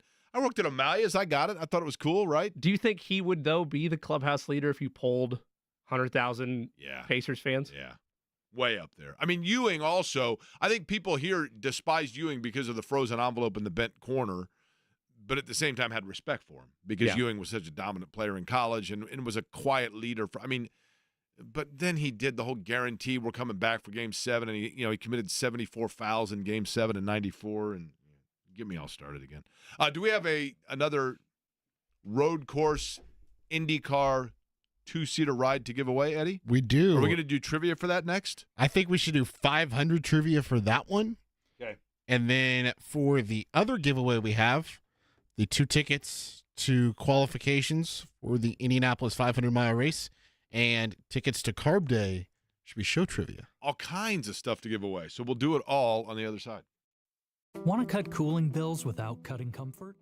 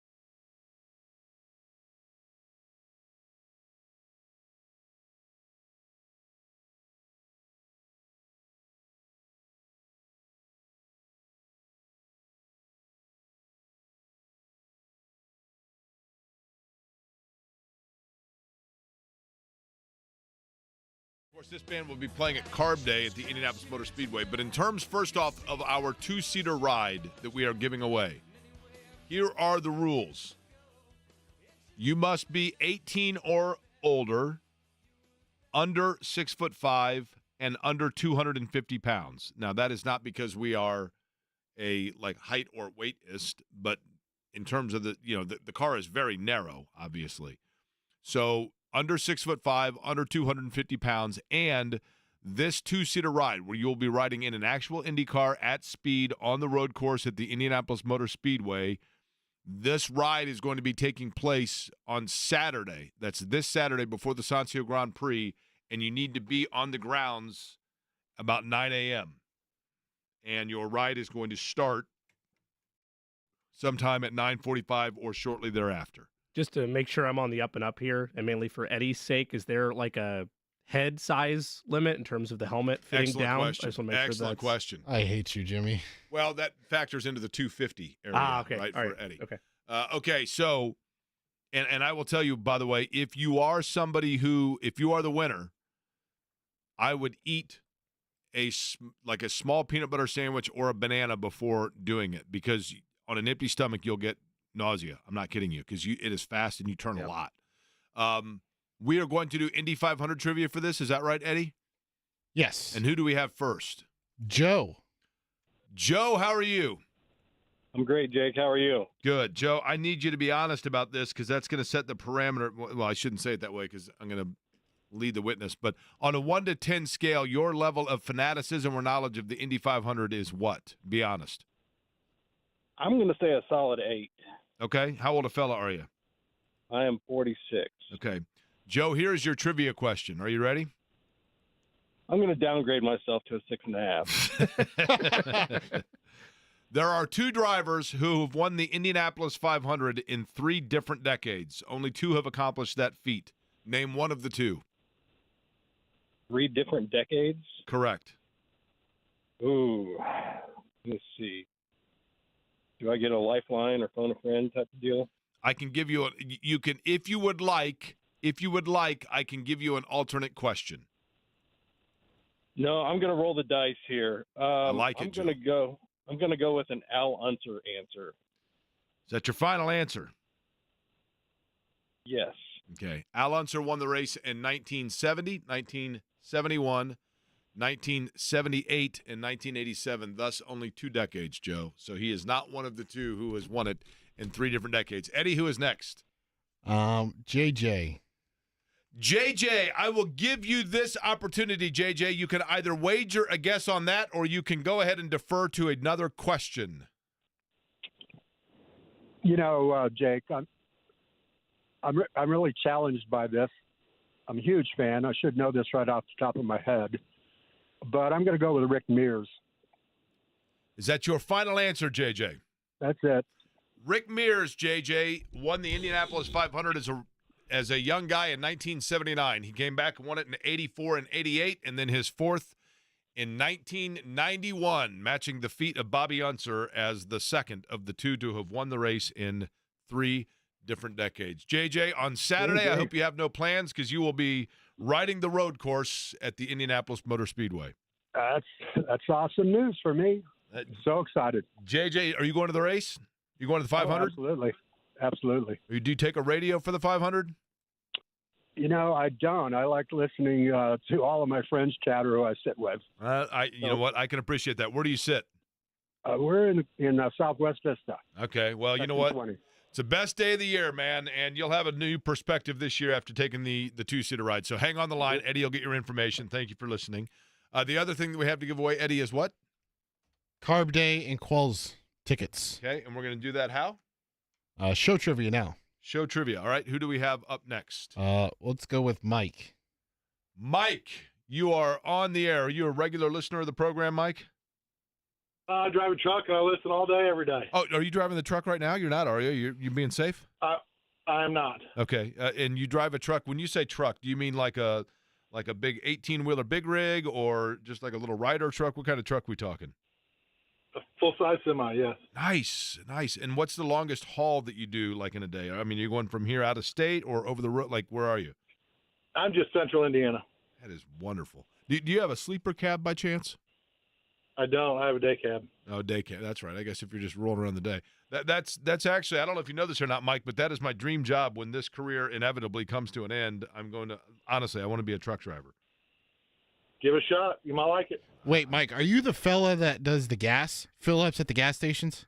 No, that's Steve. Steve, okay. I couldn't remember which one. That's not me. No, Mike's not a scam artist. Okay, so, Mike, just out of curiosity, does your truck have those things called Jake brakes? It does. Okay. I always wonder what those are. I just figure if I take 30 minutes off, it's a Jake brake. All right, Mike. It uses the compression of the engine to stop the truck. Nice. Okay. You get to pick one of the three of us who will then give a trivia question about the show to test your knowledge of the show. Who would you like to ask the question? Myself, Eddie, or Jimmy? Myself being Jake. Well, since we have the same doctor, we'll go with Jake. All right. Here we go. Mike, this is a question then about this particular show. We did a little segment not too long ago in a race for a six-pack of beer where each of us picked the team that we thought would win the most games amongst those that were scheduled or predicted to go under 500 for the year. Can you name for any of us the team that we selected in our race for a six-pack of beer?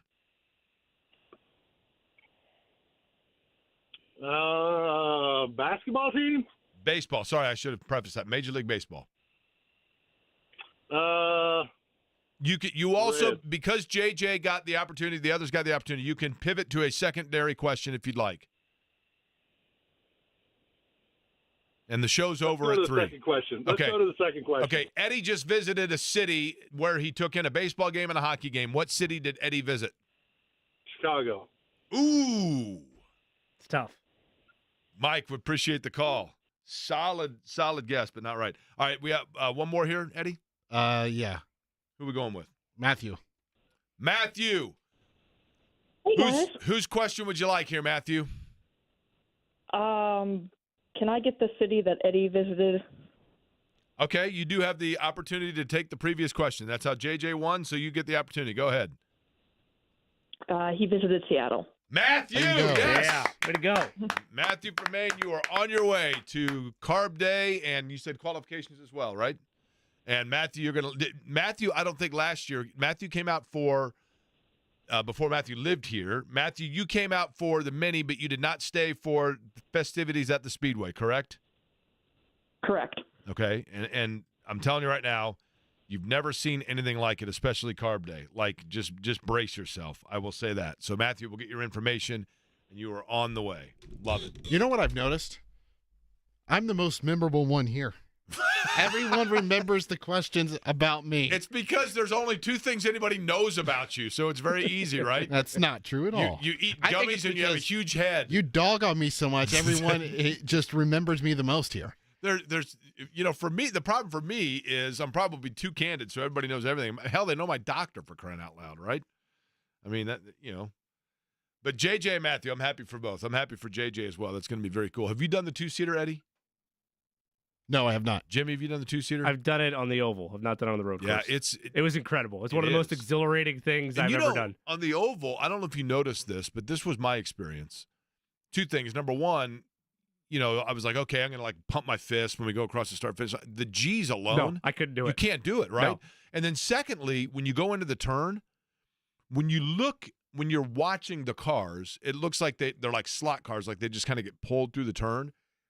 You can feel when they're turning left. Mm-hmm. I mean, it's a very definitive, whoa. I was worried that my helmet was going to fly off totally. 2 or 3 times. That's the other thing, by the way. JJ, if you're still listening to my voice, when you do the 2-seater, JJ, and they put the helmet on you and you fasten basically the chin strap, do it very tight. I mean, just enough to barely get a finger underneath it because it does. The helmet moves a lot. It really makes me wonder how the heck Alexander Rossi was able to stick his arm going down the straightaway out in what year was that down the straightaway? And I can't remember who it was. Would have been like 18 maybe. Yeah, because he was upset. Serbia. I think it was Serbia. Maybe. Yeah, it's unbelievable. I mean, those guys are so used to it's the wrong way of saying it, but I guess conditioned for it. But it is fascinating. And the other thing that when you do it, Jimmy, don't you think to yourself, first off, you got to add another 35 miles an hour, 40 miles an hour. But also you think to yourself, how in the world do you do that with 32 other cars on the track? Yeah, no clue. Because you're right, it's just open space. But to have other cars going just as fast with those tight, And you're trying to look up to see, because I'm always curious, like, can they see in the stands? We're just a passenger. We're not even driving the car. Yeah, it's truly remarkable. We'll come back and get Jimmy's plays of the day and set you up for John next. Find your purpose, shaping the future of food.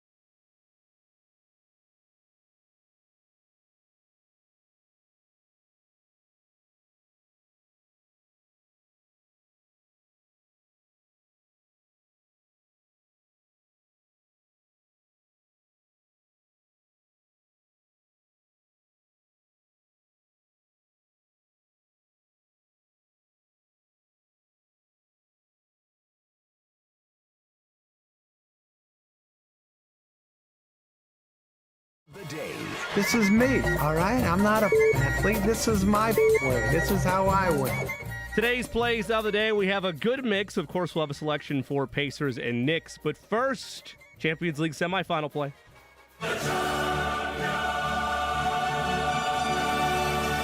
Borussia Dortmund awaits after surprising PSG yesterday for the winner of this match, Real Madrid versus Bayern Munich. We will take Real Madrid to win outright on the money line in today's Champions League semifinal. In baseball, getting underway at 3:10, we'll lay 1.5 on the run line on the LA Dodgers as they host the Miami Marlins. For tonight's only NBA playoff game, it is Pacers-Knicks. We'll take Pascal Siakam over 18.5 total points. In that same game, we'll take over 16.5 in a revitalized performance. Over 16.5 total points for Tyrese Halliburton. Give me the Pacers to win on the money line, that at plus 160. Eddie, what do you got? I'm taking Aaron Nesmith over 11.5 points tonight. That's my bet. Okay. J&B just walked in, John. I'm taking plus 250, the Reds suck. That's if you're plus 250, by the way, you can't do the two-seater at the road course. We know that. plus 250, the Red Sox, and we'll start making fun of their nerd general manager, Nick the Nerd. Fair enough. What's going on? Big show lined up? How Getting set that? for game number 2? Hey, Mark James is going to make his return. I haven't had Mark on, so we'll talk to Mark about a variety of things. Brian Mahoney, who covers the NBA and the Knicks as well. Going to get everybody set for tonight. Man, I hope that they can get a similar effort. I hope that they can get a similar effort because you play like that again, you would have to think they could cash it in even on the road. It does feel like it's going to go one of two ways, doesn't it? It feels like you go out there and maybe you get deflated from that first night loss. I don't want to see them going down 0-2 at all, but much less 0-2 in that fashion. And then I don't want to see all the jackwad Nick people on their blue and orange crap on Friday in here or Sunday in here. Think there'll be any here? Oh, yeah. Don't you think? Now, John, I know they just drove to Philly, but. So here's an interesting point. So the Indy Next race, which is formerly Indy Lights, they have a race Friday on the road course that I'm calling, right? It starts at 6:25. So it should end right around 7 or 7:15. Now, Shannon just sent me a text, and let me read to you this text when she's going over the scenarios of if I can be there Friday at the game because I'm going to have to come from the Speedway, okay? She said, I'm trying to figure out the seating. We can do a couple of different things. Either you can sit with me and I will hold that seat, or I might be able to get 2 extras in a different section and you can bring a friend, or most likely I'll sit with her. You stay at the Speedway and have J&B come. Yeah, I'll go. I'll be honest with you. It's becoming an interesting trend. I would definitely go, but I don't know how anybody else feels. I don't mind watching it at home because when you have to talk about it at length the next day, there are so many things that you will miss because you're not watching it. And oftentimes I don't want to go back and watch it twice. Like I wouldn't want to watch that game 1 again. Yeah, I see that. So, yeah. Go down there. Sure. Me and Shannon hanging out right there. Couple rows back. Get her request in for Saturday night. Heck yeah. Okay. I think it's supposed to be women of the 80s or something like that. For Saturday, occasionally, it's not going to be all women really? of the 80s. You know, there are 5 women at Ridgemont cultivating the Pat Benatar. There, yes, exactly. Marianne Zlotnick was one, I think, right? Do you think that's right? James has a man bun. Did you see that? How far into tonight's game do you think we will be before you get a real feel as to how it's going? Like, is there? I don't know if we're going to. Here's why: because the Pacers, you felt so good about it all the way until like the last 2 minutes. But you kind of felt it come. You kind of felt like that was a possibility, because we right? all have that dread. You have that dread that they're not going to be able to close it, and they weren't able to close it. But no, I don't think we are going to know either way until the final 2 minutes, and that's where. We talk about Tyrese Halliburton stepping up and being, the elite level player that you expect him to be. But, man, it is the close factor in the fourth quarter that is so huge and where he has to come up, and I mean come up big. Really, you can look at closing quarters and closing a half. Like, closing the half, they should have been up 9, and then that clown Hartenstein hits a half-court shot, which was terrible, so you go in 6. But the close of the game is where you're really going to need Halliburton, and you don't want to see the deferring, because when Miles set that screen and got popped for it from Tyler Ford, that illegal screen that was a joke of a call, it was about ready to go back to him. So what happened was, had Miles shot that and missed, it probably saved my Twitter handle a great deal because he got called for that illegal screen. So it probably saved my Twitter handle. But man, had he shot and missed that. He hits situation. That, it's pretty big, right? If he hits that, then those people, you don't even hear from them, right? Yeah, well, I still heard from people even after a 23-point game about, he shouldn't have been in down the stretch. He didn't do anything down the stretch, but they're just idiots that don't know anything about basketball. Two rebounds, John. Two rebounds. 2 rebounds. I'm telling you what, man, they could have passed it to him more as well. He could have given him some more scoring than just 23. They deferred often to him. And then, you get Mitchell Robinson that's out later on tonight. Big. So I'm assuming, who is that? The Sims guy now, Jericho Sims, that probably comes into play here. I don't even know if he's healthy. Rotationally probably speaking. Prince Achua. I guess it will be Achua, that comes in. You got to be able – I think Mitchell Robinson sucks, but it is a big body that you're able to bring 13, in. 15 minutes a game. So. All right, John's up next. Yep. By the way, thanks to Austin Croshere for coming on. Good Fun guy. Conversation there. And thanks again to Pat Knight. That interview, which is available now on the Podcast Center, correct, Eddie? Yes. I tweeted that out as well, at Jake Query. If you are an Indiana basketball fan, very cool that Pat Knight is back in town as the head coach for Marion, but also his pretty in-depth candor just about the health journey of his father, Bob Knight, and Bob Knight dealing with dementia and the passing of Bob Knight. I think really the first time that Pat illuminated to that and wanted to make aware for people about Alzheimer's and the journey for not only Bob Knight, but for Pat as the caregiver as well. That conversation up on the podcast and the webpage. John's up next. We'll be back with you at noon tomorrow talking about Game 2, Pacers and Knicks at noon tomorrow. Thanks for listening to Query and Company. There were questionable calls in Game 1. Across the timeline.